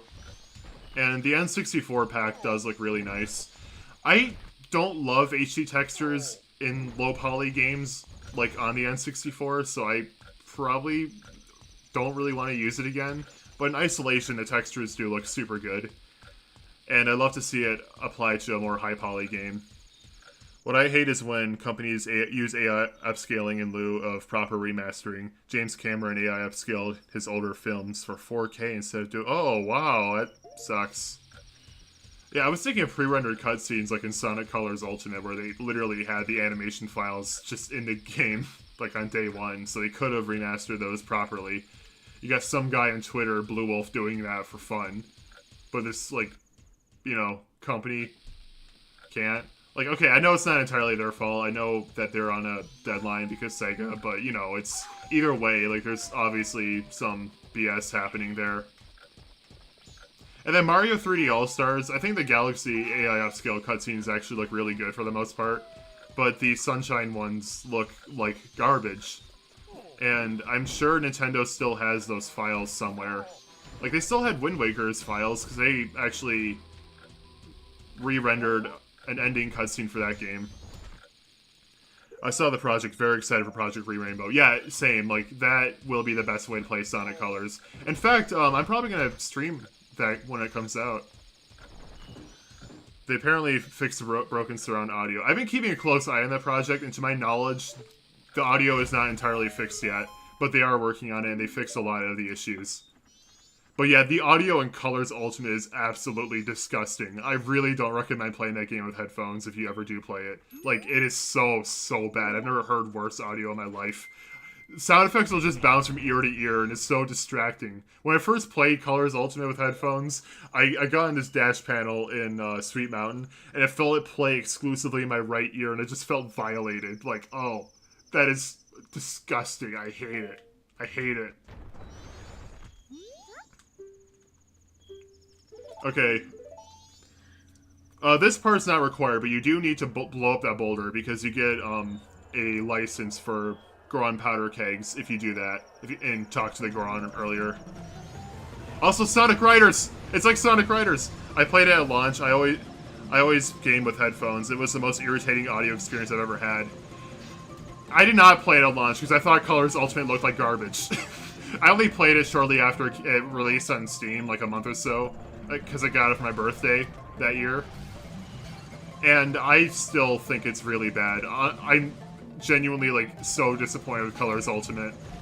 I know there are people who like it, but the thing that bothers me with the discussion of that game is a lot of people say that it's still fun, so why does it matter? And that just really bothers me. Like, that's such a low bar to clear.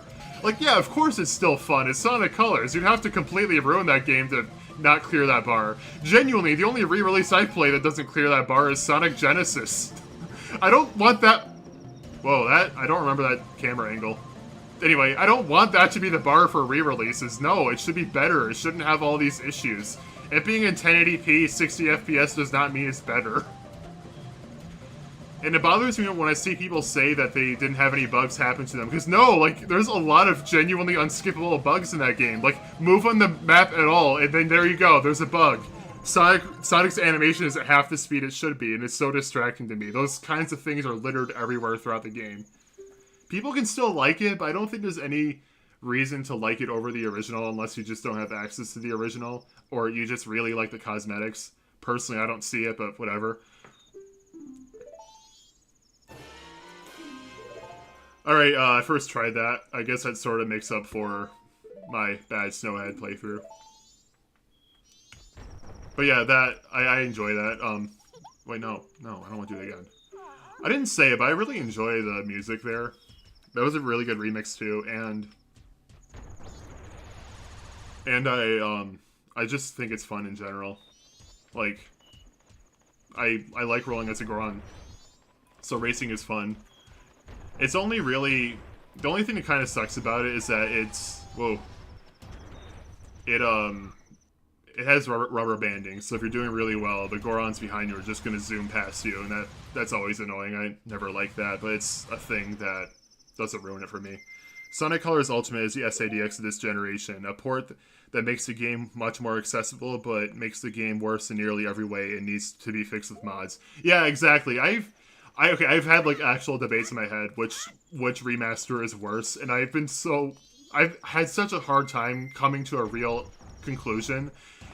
But I think my answer is genuinely Sonic Colors Ultimate, because I don't think SADX ruins the game's visuals on the same level as Colors Ultimate. I mean, like, there's isolated cases in that game that are worse. Like, I would say the sewer in Casinopolis is worse than anything you'd see in Colors Ultimate, but across the board, Colors Ultimate looks worse. I really hate Sonic's model and how it's, like, radiating. Like, what's up with that? Why is Sonic himself a light source? It's so distracting. He has that painted-on mouth and the eyes that never move. SADX never, like, was that broken. Or at the beginning of Starlight Carnival Act 3, where he just floats in the air and slowly descends down.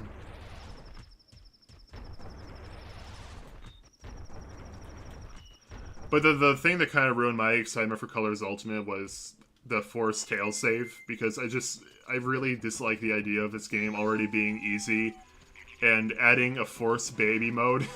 Like, I think baby modes have a lot of value for younger players. I've seen my niece and nephew play Mario Odyssey in assist mode, and my niece is actually able to beat it. Oh, forgot I didn't have the sword. She was actually able to beat it on her own because of the assist mode, and that's wonderful. I love that. I was very happy to see that she was able to do that, but it sucks when it's forced on you, especially in an already easy game. And honestly, after playing it, it's not as big of an issue as I thought, because I realized when I die in Sonic levels, I tend to restart the entire level anyway. So it actually doesn't matter that much.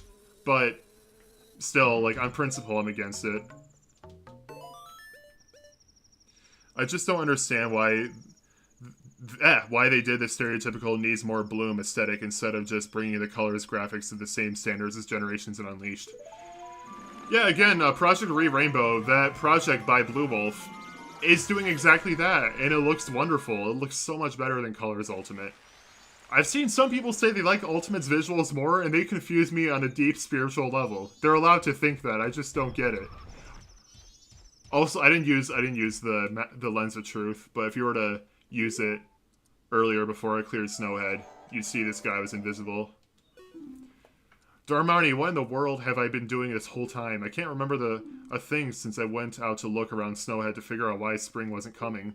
What am I doing sitting in a place like this? Oh yeah, the implication is Skull Kid, or think I fell in the exact same spot earlier, too. But yeah, the implication is Majora, or Skull Kid, whatever, hypnotized him to freeze over the village. Can't believe I didn't forget this time. I almost did last time, which would have been bad. I like the lighting in Sweet Mountain and Colors Ultimate, but basically every other level looks worse. I like parts of the lighting in that level. Like, I think they added some light rays and spots, which look nice. But I think the sky was, like, made too deep of a, like, an orangish, reddish color. I just don't like the colors as much in that level. But the level that got hurt the most was easily Tropical Resort. That level is putrid. It looks so bad. Like, if you've seen the original game, I think, like, 90% of people would agree that the original looks so much better there.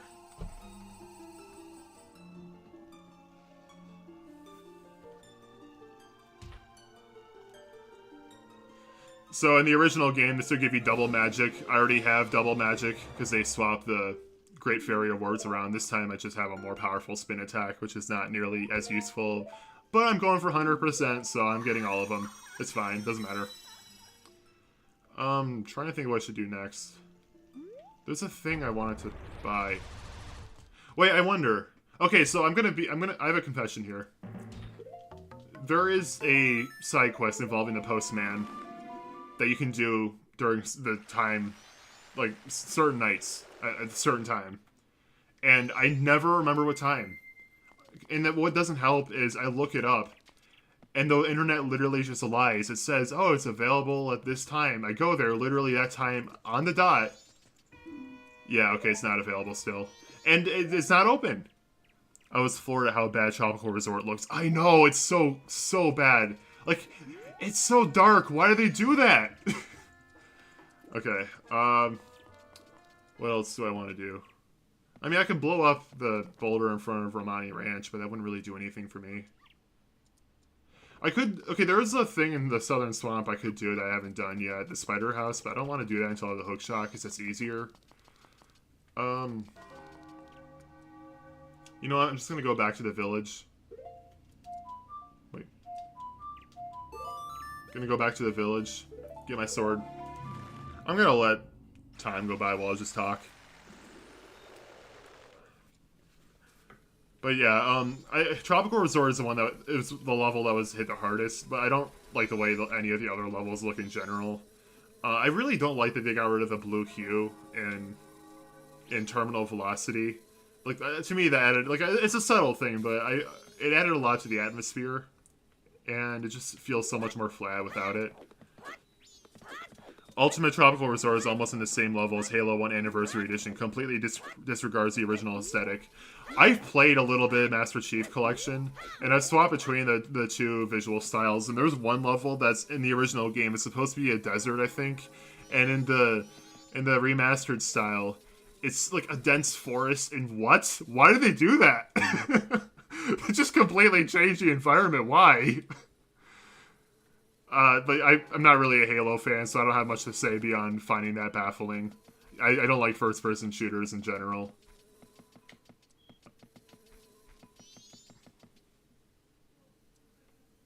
Come on. There we go.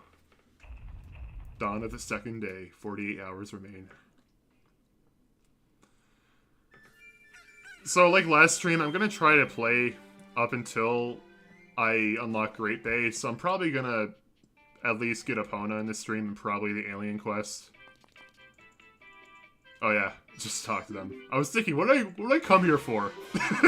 That's how, like, fried my brain is when I talk and play a game at once. Okay, so here he says, like, oh, if you get gold dust, you can do the thing, get a more powerful sword.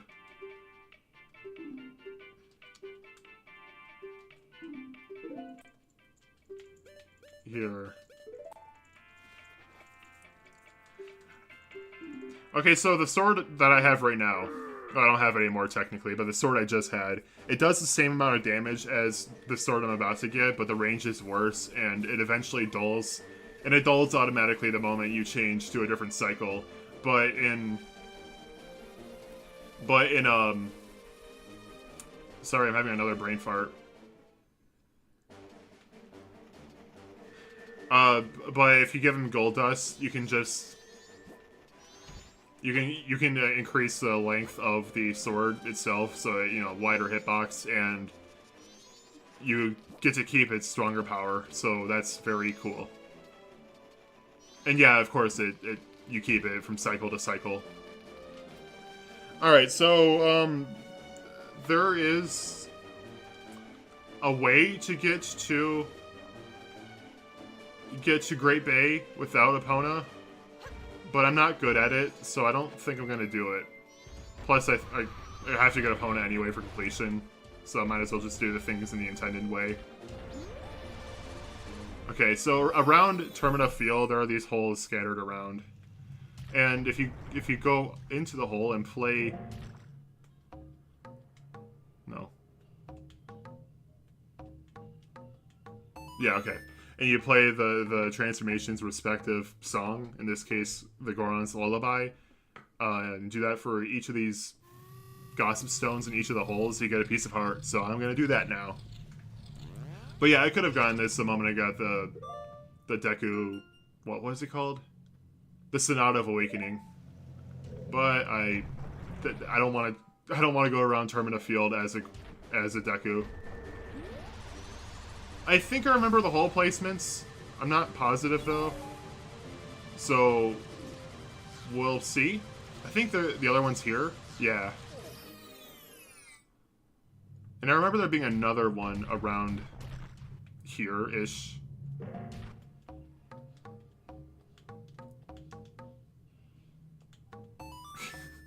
I have to, like, remember, oh, what was it again? Oh yeah, it was that.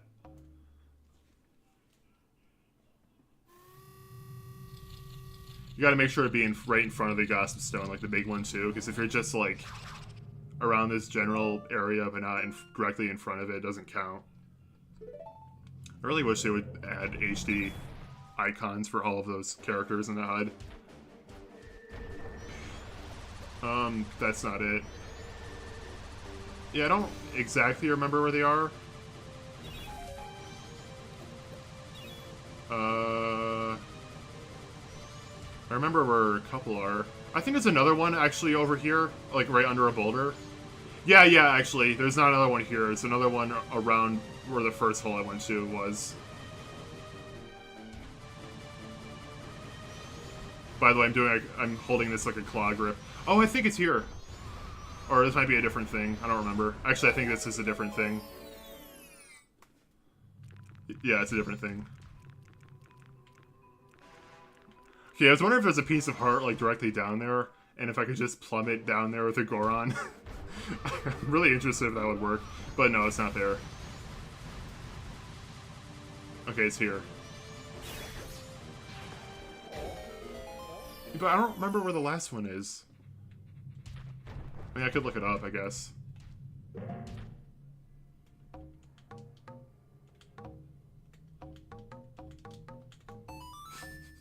I'm so bad at remembering these songs.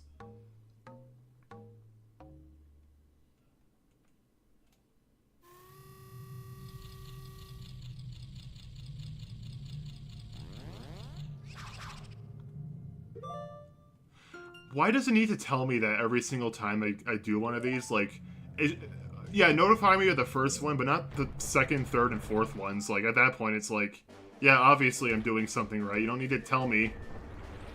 Okay. Is it around Akana? I don't know. I'll look it up. I'll look it up if I decide I have to, but I think it's just around here.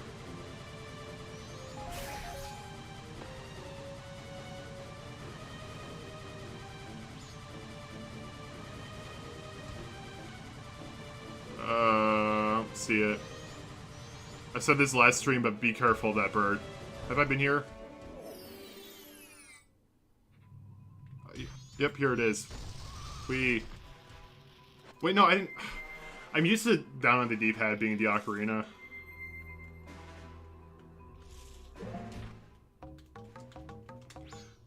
What? I thought I did it. There, okay. I was trying to speedrun it. I was trying to be impressive for once in this stream. Okay, I just checked. I dropped frames. Apparently, I have dropped frames at one point in the stream. Sorry about that. I don't know how to fix that. You know, I did go back to my stream later, like my first stream later. There were multiple parts that just completely cut out segments, so I thought that my internet was screwing up. But then I went back to the same spots later, and they weren't there anymore. So I guess it just had to do with YouTube processing. But that means that my internet is no longer cutting out randomly in stream. Hopefully that'll continue to be the case, and hopefully that hasn't happened in this stream, and I'm not being stupid. That'd be swell. I could technically go to Ikana Graveyard, I think, but I don't know if I can do anything there without the mask.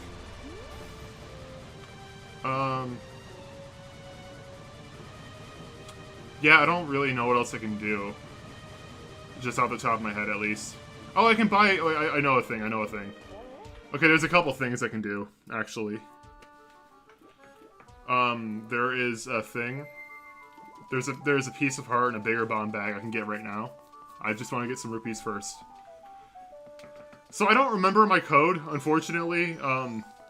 It's in the bomber's notebook, so I can still find it. But in the original game, you don't really have to remember the code because there's this really easy skip where you just backflip here. Like you do this. And you can just skip past it. But they fixed that in the 3DS version because they're lame. I don't even know where it is. Okay, I think it's here. 52134. Okay. Oh, right. I already forgot it. 512. I'm guessing at this point. I don't think this is it. Yeah. I have very bad memory, I'm sorry.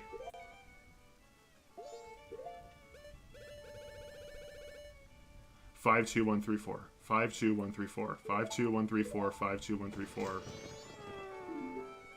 52134. Okay. Okay, that's fine. Do I still have the thing? Oh yeah, I could probably get my... Wait, no, I can't do that yet, never mind. I was thinking, oh yeah, I can get my sword. No, that's not until day 3. I was wondering why my B icon is gone. I'm not used to seeing the HUD that way. I don't need that anymore. Alright, there's 2 things I want to do here. There is a silver rupee here, which will be good for a couple things I need to do. And there's also a Deku Scrub you need to watch. You need to watch in the telescope to get a piece of heart. It's weird that fish wasn't rendering correctly for a second. It was like above the water. But I think the way I'm going to end this stream will be I will get Epona, do the alien stuff, and the other thing for Cremia, and then I'll call it quits there. And then next stream, I'll focus on Great Bay. So I still have a good amount of time left, like maybe an hour, I don't know. This might be longer than last stream because I was so bad in Snowhead. I don't like that that happened. Yes. Dude, I love Gyro. I don't think you have to follow him, you just kind of have to know what hole he goes into, and it's that hole, so I'm just gonna stare there. If anyone wants to ask me questions, feel free to do that now, because I don't have anything to do until this Deku Scrub goes in. I see you. But yeah, there are other games I want to stream. I never really finished talking about retro achievements. Because I saw the Japanese version of Spyro 1 specifically has its own achievement set. And I would like to go for that at some point. But I thought if I can combine that with the Pocket Station stuff, which, if you don't know, if you connect the Pocket Station, which is basically a PS1 VMU, to the PS1. The Japanese version of Spyro 1, at least in some other games, will react, and in Spyro 1 you get a new collectible type, a Dragonfly Egg. I thought it'd be really fun to stream that and get the achievements at once, but as far as I know, Duck Station doesn't have a way to connect the Pocket Station, so I don't think that's an option right now, which sucks. I specifically bought an extra DualShock so I would use gyro aiming in Wii games. I tried setting up gyro on Dolphin using my Pro Controller, and my Pro Controller goes crazy in Dolphin. Like, every button mashes at once, and I have no idea how to fix that. I don't know what's going on there. I would love to actually use my Pro Controller, but I don't think I can. Just gonna roll. I probably should roll more than I do. The bunny hood is great for when you're in a tighter area where maybe you need precision, but for like bigger fields like this, the Goron mask is absolutely the way to go. I wasn't sure if I can just barrel through that or not. You know, I'm not even sure if you actually need to see the Deku Scrub go in the hole. I think you might just need to wait until he does.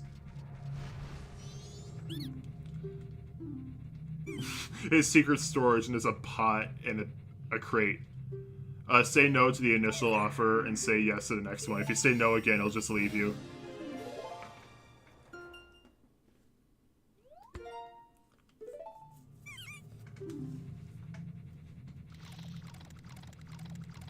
The DualSense does seem like a cool controller. I'd like to try it at some point, but the thing is, I don't want to get a PS5, and the PS5 console is the thing that actually utilizes the things I'm interested in, like the pressure-sensitive, you know, triggers. Or he's hiding literally nothing, and a heart. Wow.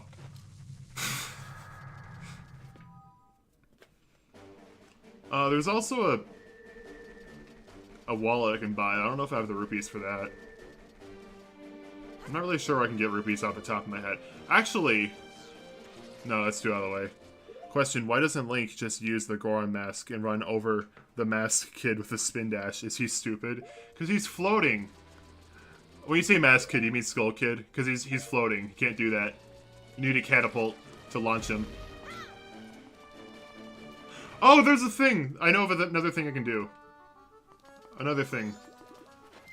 So this treasure chest thing. Each transformation has its own reward, and the Goron is specifically a piece of heart. Other ones I think are just rupees. There is another minigame in town I can do, the Honey and Darling shop, which is pretty easy to do, but the issue is that is a 3-day cycle thing, and since it's day 2, I can't really do it. But this I can. So I normally just like roll over there and hope for the best. It doesn't always work, but a lot of the time it does. As you can see here.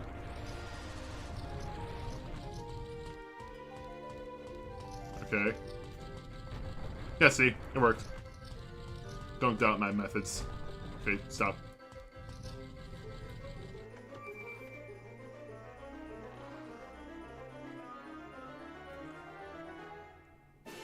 What a good camera angle. Some of the PlayStation PC ports support the trigger and haptic feedback out of the box. There's also software I use called Rewased, which allows you to customize the adaptive triggers per game. I had no idea. Oh, that would be cool for Mario Sunshine. Though I like playing that game with a GameCube controller, but I'd like to try that with the adaptive triggers. That'd be neat. I might get a PS5 controller at some point for that then. Not until I have a consistent source of income. Because, like, I don't like getting into personal stuff, but if anyone watching this didn't know, I am disabled, I can't walk very much, and I also have autism, so, like, those things make getting a job hard. I've had a job before, just none of them last very long for reasons outside of my control. So I don't ever have money is the problem. It sucks. I think I might have figured something out recently, but it's taking a really long time for things to go, you know, to move along, which sucks. I'll figure something out eventually. Doesn't feel great, though, because I'm almost 26 now. Gonna be 26 in a week. and I still don't really know what to do, but, you know, life.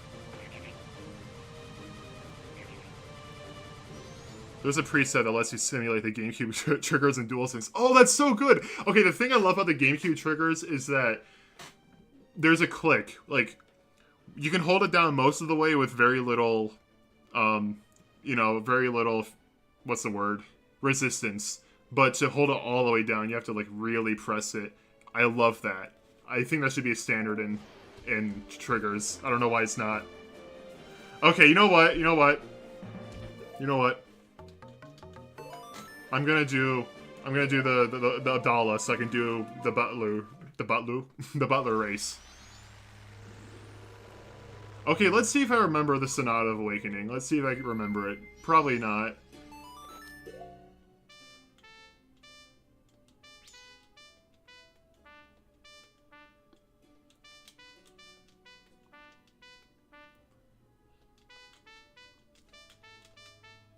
I give up, I'm sorry.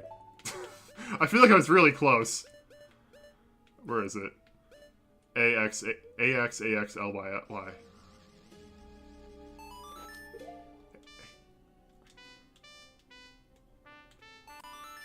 I feel you, not physically disabled, but also autistic, and I've been having a hell of a time finding work. Yeah, for me it's mostly an anxiety thing. Like, my brain is mean to me. It makes things to be worse than they actually are, which gets in the way. It makes me a lot more nervous and dreadful of things coming up, which inherently makes getting a job much harder. But also, yeah, I have club feet and flat feet, so I can't walk very much, which that in of itself limits what I can do pretty greatly. And I have been able to work some jobs, but there's been various reasons. Like, one, I wasn't able to work there consistently, and I live in low-income based housing, so they expected me to get a paycheck every week, and since I wasn't, that actually cost me money. And the other one was they were just paying me literal slave wages. How much you made was dependent on how fast you were working, and I was making about $3 an hour. And they're trying to encourage me, like, oh, if you work this fast, you can make minimum wage, but I didn't want to have to aim for minimum wage because, like, duh. Another one I worked was actually really good. It was a remote job. I excelled in that, but it was a temporary job, so I was only able to work there for like 17 hours. That worked out really well, and that's what made me want to do remote work, because I actually wasn't even all that nervous about that. I was like a little nervous, but like a normal amount. But again, it was temporary. Right now, I want to go to school to hopefully find a remote job I can do, but the issue is I'm in this program that's supposed to help me do this kind of thing, and I took an IQ test a while ago, which sounds like I got pretty good results, but they can't just directly give me the IQ test results. I have to, like, have a meeting with someone, and getting that lined up is so hard right now. But yeah, they wanted me to take an IQ test before they send me off to school. It sounded like they just wanted me to be teachable, which is a very low bar. I wasn't very afraid of clearing that, but then... And it sounds like I did a really good job, but again, like, things are just taking so long to move along. Oh, crap! I don't have the sword! Can I still... Okay, alright! Challenge run, challenge run! Challenge run! Oh, is this easier? I think it's easier. I think this might be easier. Wow. I completely forgot I didn't have the sword. Oh god, if I played a Song of Time while forgetting, that'd be bad. Yeah, this is so much easier because, like, he takes longer to respond when you roll up, like, so fast. Wow. I never fought him as Deku Link. But yeah, that's the thing in this game. Since there's a 3-day cycle and you reset that cycle sometimes, you'll have to refight bosses if you want the overworld to get back to its, you know, cleaned up state. Can I not do it? Okay. Oh, it forces me back into a Hylian. And I have to do that because I forgot a thing last stream. There is a race of the Deku Butler and Deku Palace I forgot to do. And so far, I don't think I forgot anything in this stream besides, you know, the entirety of Snowhead, but I got through it eventually. Oh, hi, Owen. You missed, like, the worst run to Snowhead I've ever had. I had, like, the biggest brain fart imaginable. I forgot where to go in this one spot, and I got stuck there for, like, 20 minutes. I'm at work, but I'm on my break. Oh, crap. Can I open this?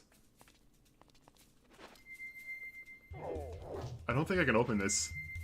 I can't stay for terribly long. I appreciate you being here nonetheless. Can I not open this?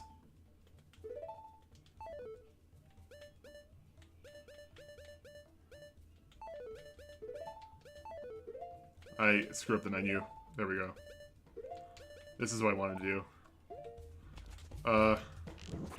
Alright, sorry, Deku Princess. I don't have my sword. Oops, I didn't realize that was a thing. I think I need to, like, show them the Deku Butler is safe, so I don't think I can do that. Alright, back to Snowhead. Oops.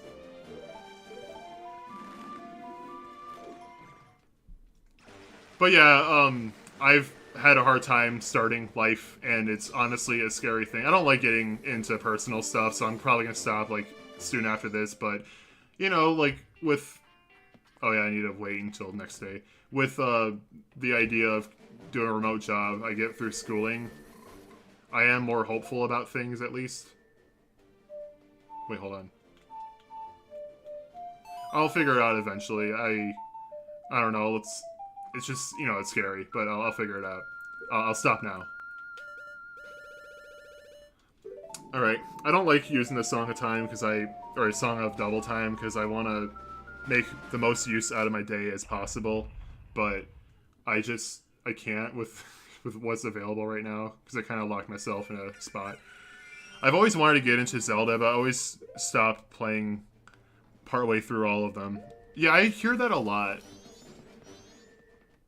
I can understand that. Honestly, Majora's Mask is the only Zelda game I really love. I like a lot of the other games. I love the Ocarina of Time randomizer. But when it comes to the vanilla games...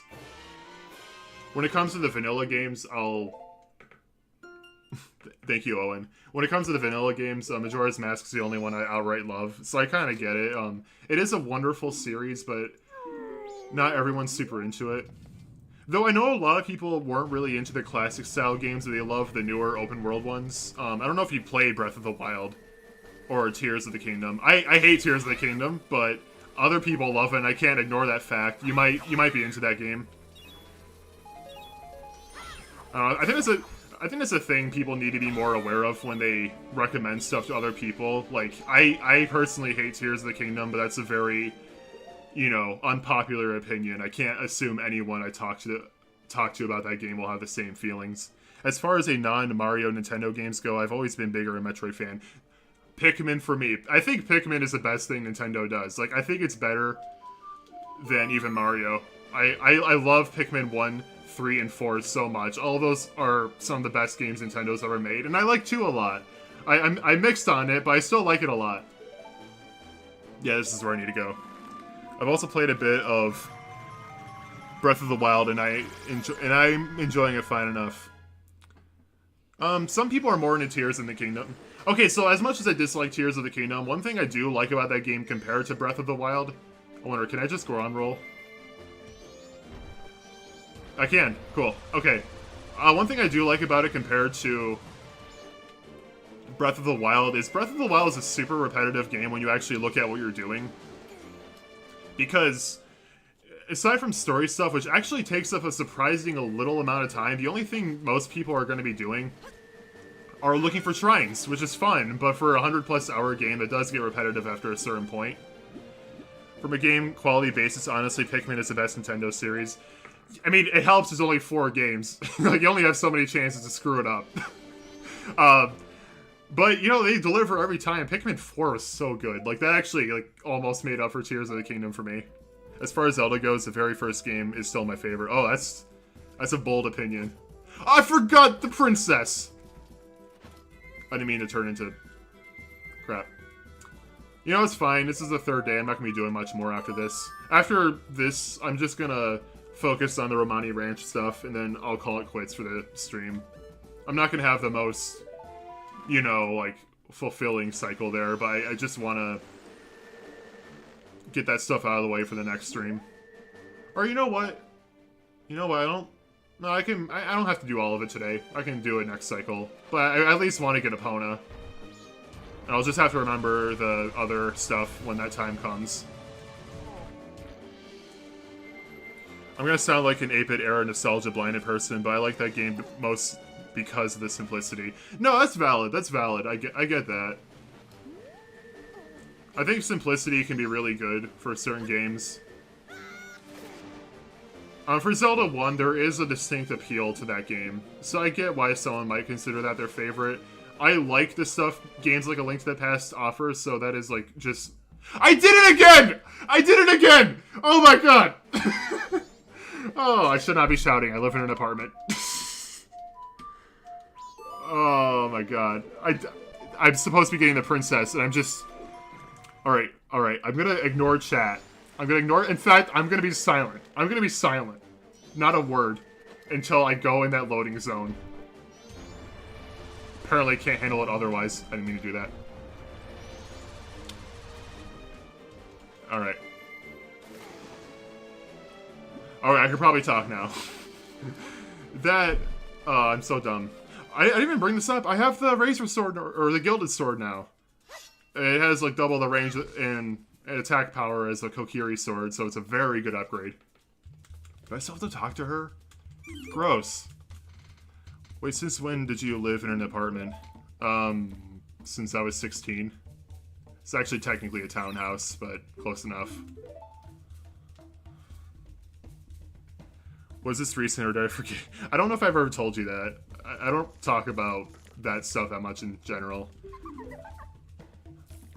I moved here when I was 16, sometime in high school.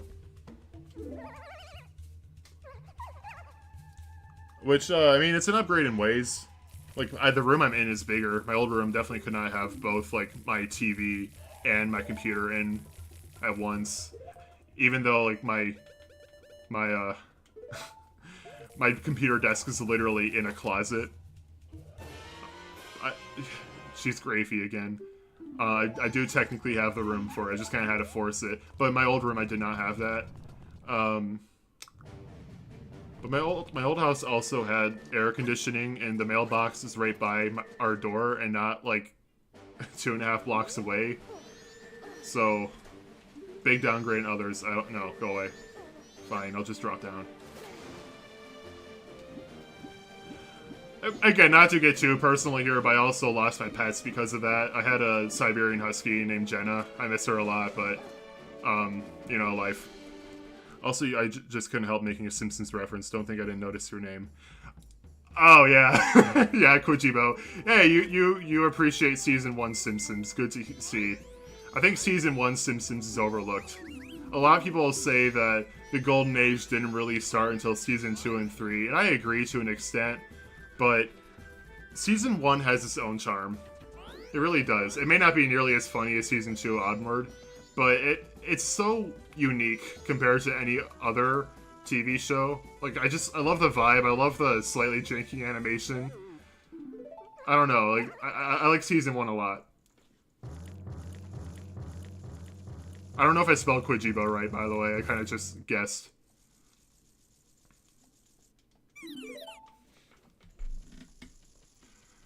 Alright, my original plan was to do this off-stream, so people didn't have to see this scene twice, but, I don't have anything else to do right now until I reset the cycle, so I might as well do it now. I didn't show this off, but if you get caught with it, well, I did show it off in the first stream, but in this stream, I didn't. If you get caught with a monkey, you can later see him hanging above boiling water, and if you talk to him, you'll see him get dunked. From an episode quality, yeah, it is absolutely not Golden Age, but in terms of uniqueness, I think it's still good. Yeah, exactly. I feel the same way. Do I have to talk to the Deku Butler? I guess not.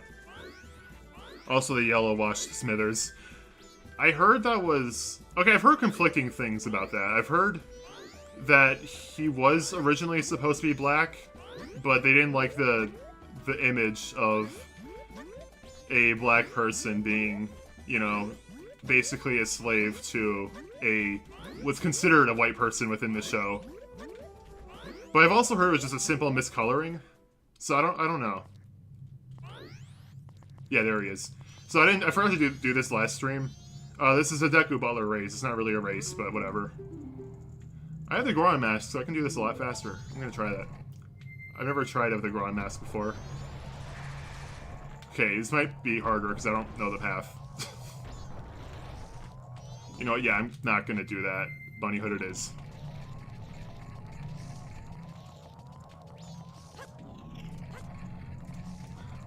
So the reward you get for this honestly isn't that great, but you get some cool backstory when you do. And, I mean, that's it. Also, I'm going for completion, so I have to go for it. Also, I can't forget to get the big bomb bag. That's true, I never thought of that. Yeah, there's a lot of times where that's done in animation, and I don't think about that, and it's like, oh yeah, that makes sense. Like, Billy and Mandy has a really good example of that. There's one episode where Grimm becomes a human, and they made him white, which is very weird because he has a very thick Jamaican accent. But when you remember the context of, once again, him being owned by 2 children, yeah, that's very understandable. I get why they would do that. I didn't bring this up last stream, but they... Oh yeah, of course I didn't bring it up. I didn't do this. I'm approaching this as if I've already played this. I'm dumb. They babified this. This was fire in the original game. Now it's just metal bars. You like regular show? Yeah, I do. I don't know why you're putting question marks behind that. I didn't... Did I say I like regular show here? I do, but, like, you're saying that as if I did. But yeah, I love regular show. It's probably my favorite Cartoon Network thing. Courage the Cowardly Dog is probably my second favorite Cartoon Network show, though. Voice crack.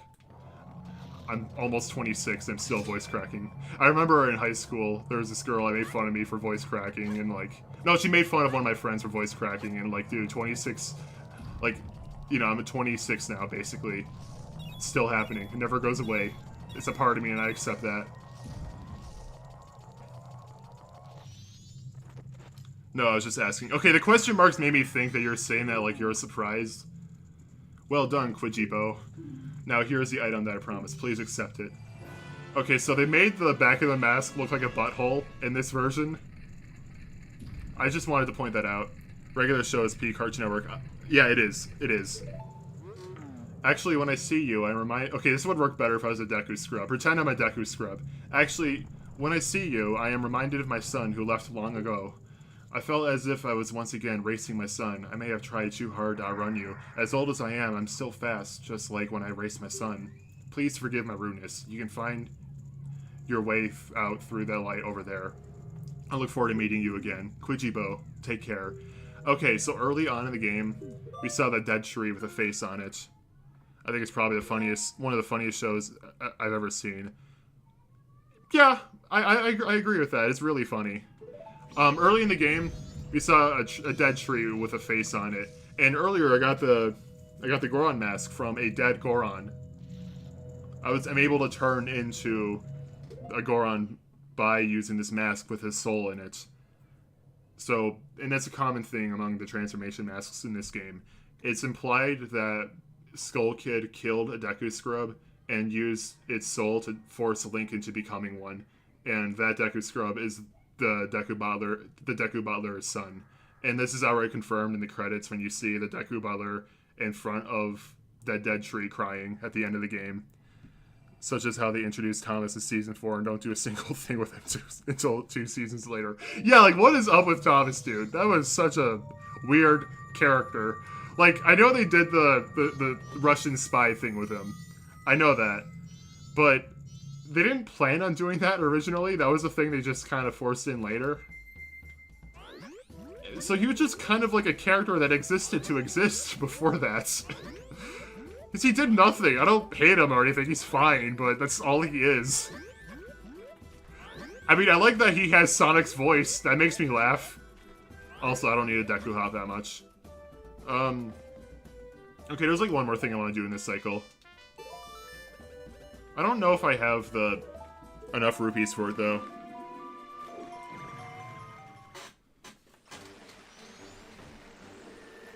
Because there's a big bomb bag you can buy from a Goron, as a Goron in Goron City. But I don't know how... I don't remember how many rupees it is. Okay, good, it's this way. Or no, it's not from a Goron, it's from a business scrub, I remember. Ow. I remember now. Okay, it's this way. No, leave me alone. Okay, the thing that sucks about not being able to turn into a Zora in this cycle is I'm gonna have to wait until then to get a few things. Oh yeah, look at that green sky. Because there's a chest underwater I can only get as the Zora, and it's frozen over unless you beat the boss, so I'm gonna have to wait until later when I do the Donjero quest. Oh, it's 200. Wow, yeah, I definitely don't have enough. Okay, there's an easy silver rupee chest in, Roger Craig Smith is to regular show as Steve Bradley Baker is to SpongeBob. I feel ashamed because I don't recognize that name, and I love SpongeBob. Is he, like... Is he in the classic era episodes? Because that might be why I don't know. Because if he's not there. Okay, so, I'm gonna fast travel to... I'm gonna fast forward to the final hours so I can get an easy silver rupee chest. It constantly jump scares me how regular show incidentals are the voices of Sonic. I know, like, half the background characters are just Roger Craig Smith, and I think that's really funny. I mean, to be fair, if I had a show and I had access to the voice of Sonic, I would do the same thing. Okay,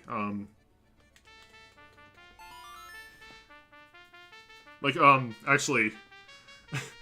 So, I was in Ohio recently to go to the Sonic Symphony. Which was a wonderful time, by the way. It was a wonderful time. I went there with a friend, just another reviewer. I brought this up last stream. First time we met in person. It was really great. We hung out in my Airbnb at one point, and we were watching shows together. She showed me some Teenage Mutant Ninja Turtles episodes, and I showed her some Simpsons and Futurama. She showed me Rise of TMNT first, and I said, like, oh, is that Tom Kenny? That's definitely Tom Kenny. I quickly looked it up. Yep, it's Tom Kenny. And then I showed her a Futurama episode, and then, like, I pointed out, like, Tom Kenny voicing Yancey in the Luck of the Frybush episode, and then Tom Kenny was also the announcer, and it reminded me how Tom Kenny is everywhere. He really is everywhere. That man is omnipresent in cartoons. In the classic seasons and now. Who did he voice? Because I honestly only know the voices of the main characters, like, you know, Roger Bumpus, Tom Kenny, Bill Fagerbach, Clancy Brown, okay, I normally know the voice of Plankton, Doug Lawrence. I have brain farts sometimes. Anyway, I need to get 11 rupees. Which will not be hard. There's a purple rupee I can give. I don't want to do that. I know that Doug Lawrence voices a lot of the background characters in SpongeBob, which I appreciate. Doug Lawrence has such a good voice. I mean, I love all the mainstay voice actors in SpongeBob in general. They still do an excellent job to this day. I see people say he voices Bubble Bass as well. Oh, that's why. Okay, so he voices a one-off character. Oh, okay. Bye. I'm happy you joined the stream. You're here for longer than I thought you'd be. Alright, I think this might be my first time recording a stream without anyone in my chat. Which is fine. I can do it.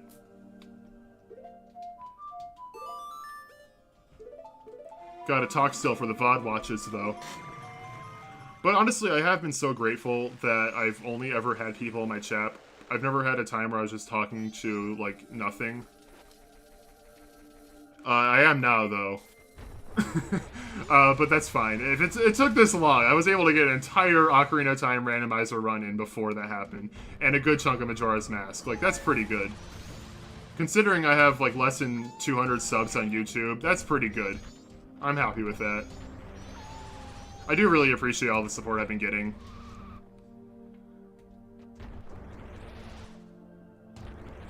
But yeah, once I do this... Whoa. Okay, so the only thing I want to do now is just get Epona.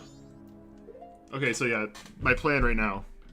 Go to Romani Ranch, get Epona. Actually, I don't have to do that. I can just do that at the beginning of next stream. And then I can go straight to Great Bay. Yeah, so never mind, I'm done. Yeah, I was thinking, oh, I should get that done before I go to Great Bay, but no, there's no reason to do that. I just, for some reason, felt like I had to. I don't. It'd be better to do it then. Alright, so yeah, just as I lost my one chat member, I end the stream anyway, so... Took me a second to remember, like, why came first. But yeah, that was a good stream. I won't lie, I was getting stressed out when I was doing Snowhead and I got stuck at that one part and just kept on going back and forth. But that was the only part where I really had a big brain fart. Otherwise, I did fine. And other than that, yeah, I thought the stream went pretty well. Alright, I'm back. I had to speak to my... Jambo Paul, you came back just as I was ending the stream. I was gonna get Epona this stream, but I realized I don't need to do that. I could just do that at the beginning of next stream and it'll be fine. So that's what I'm gonna do.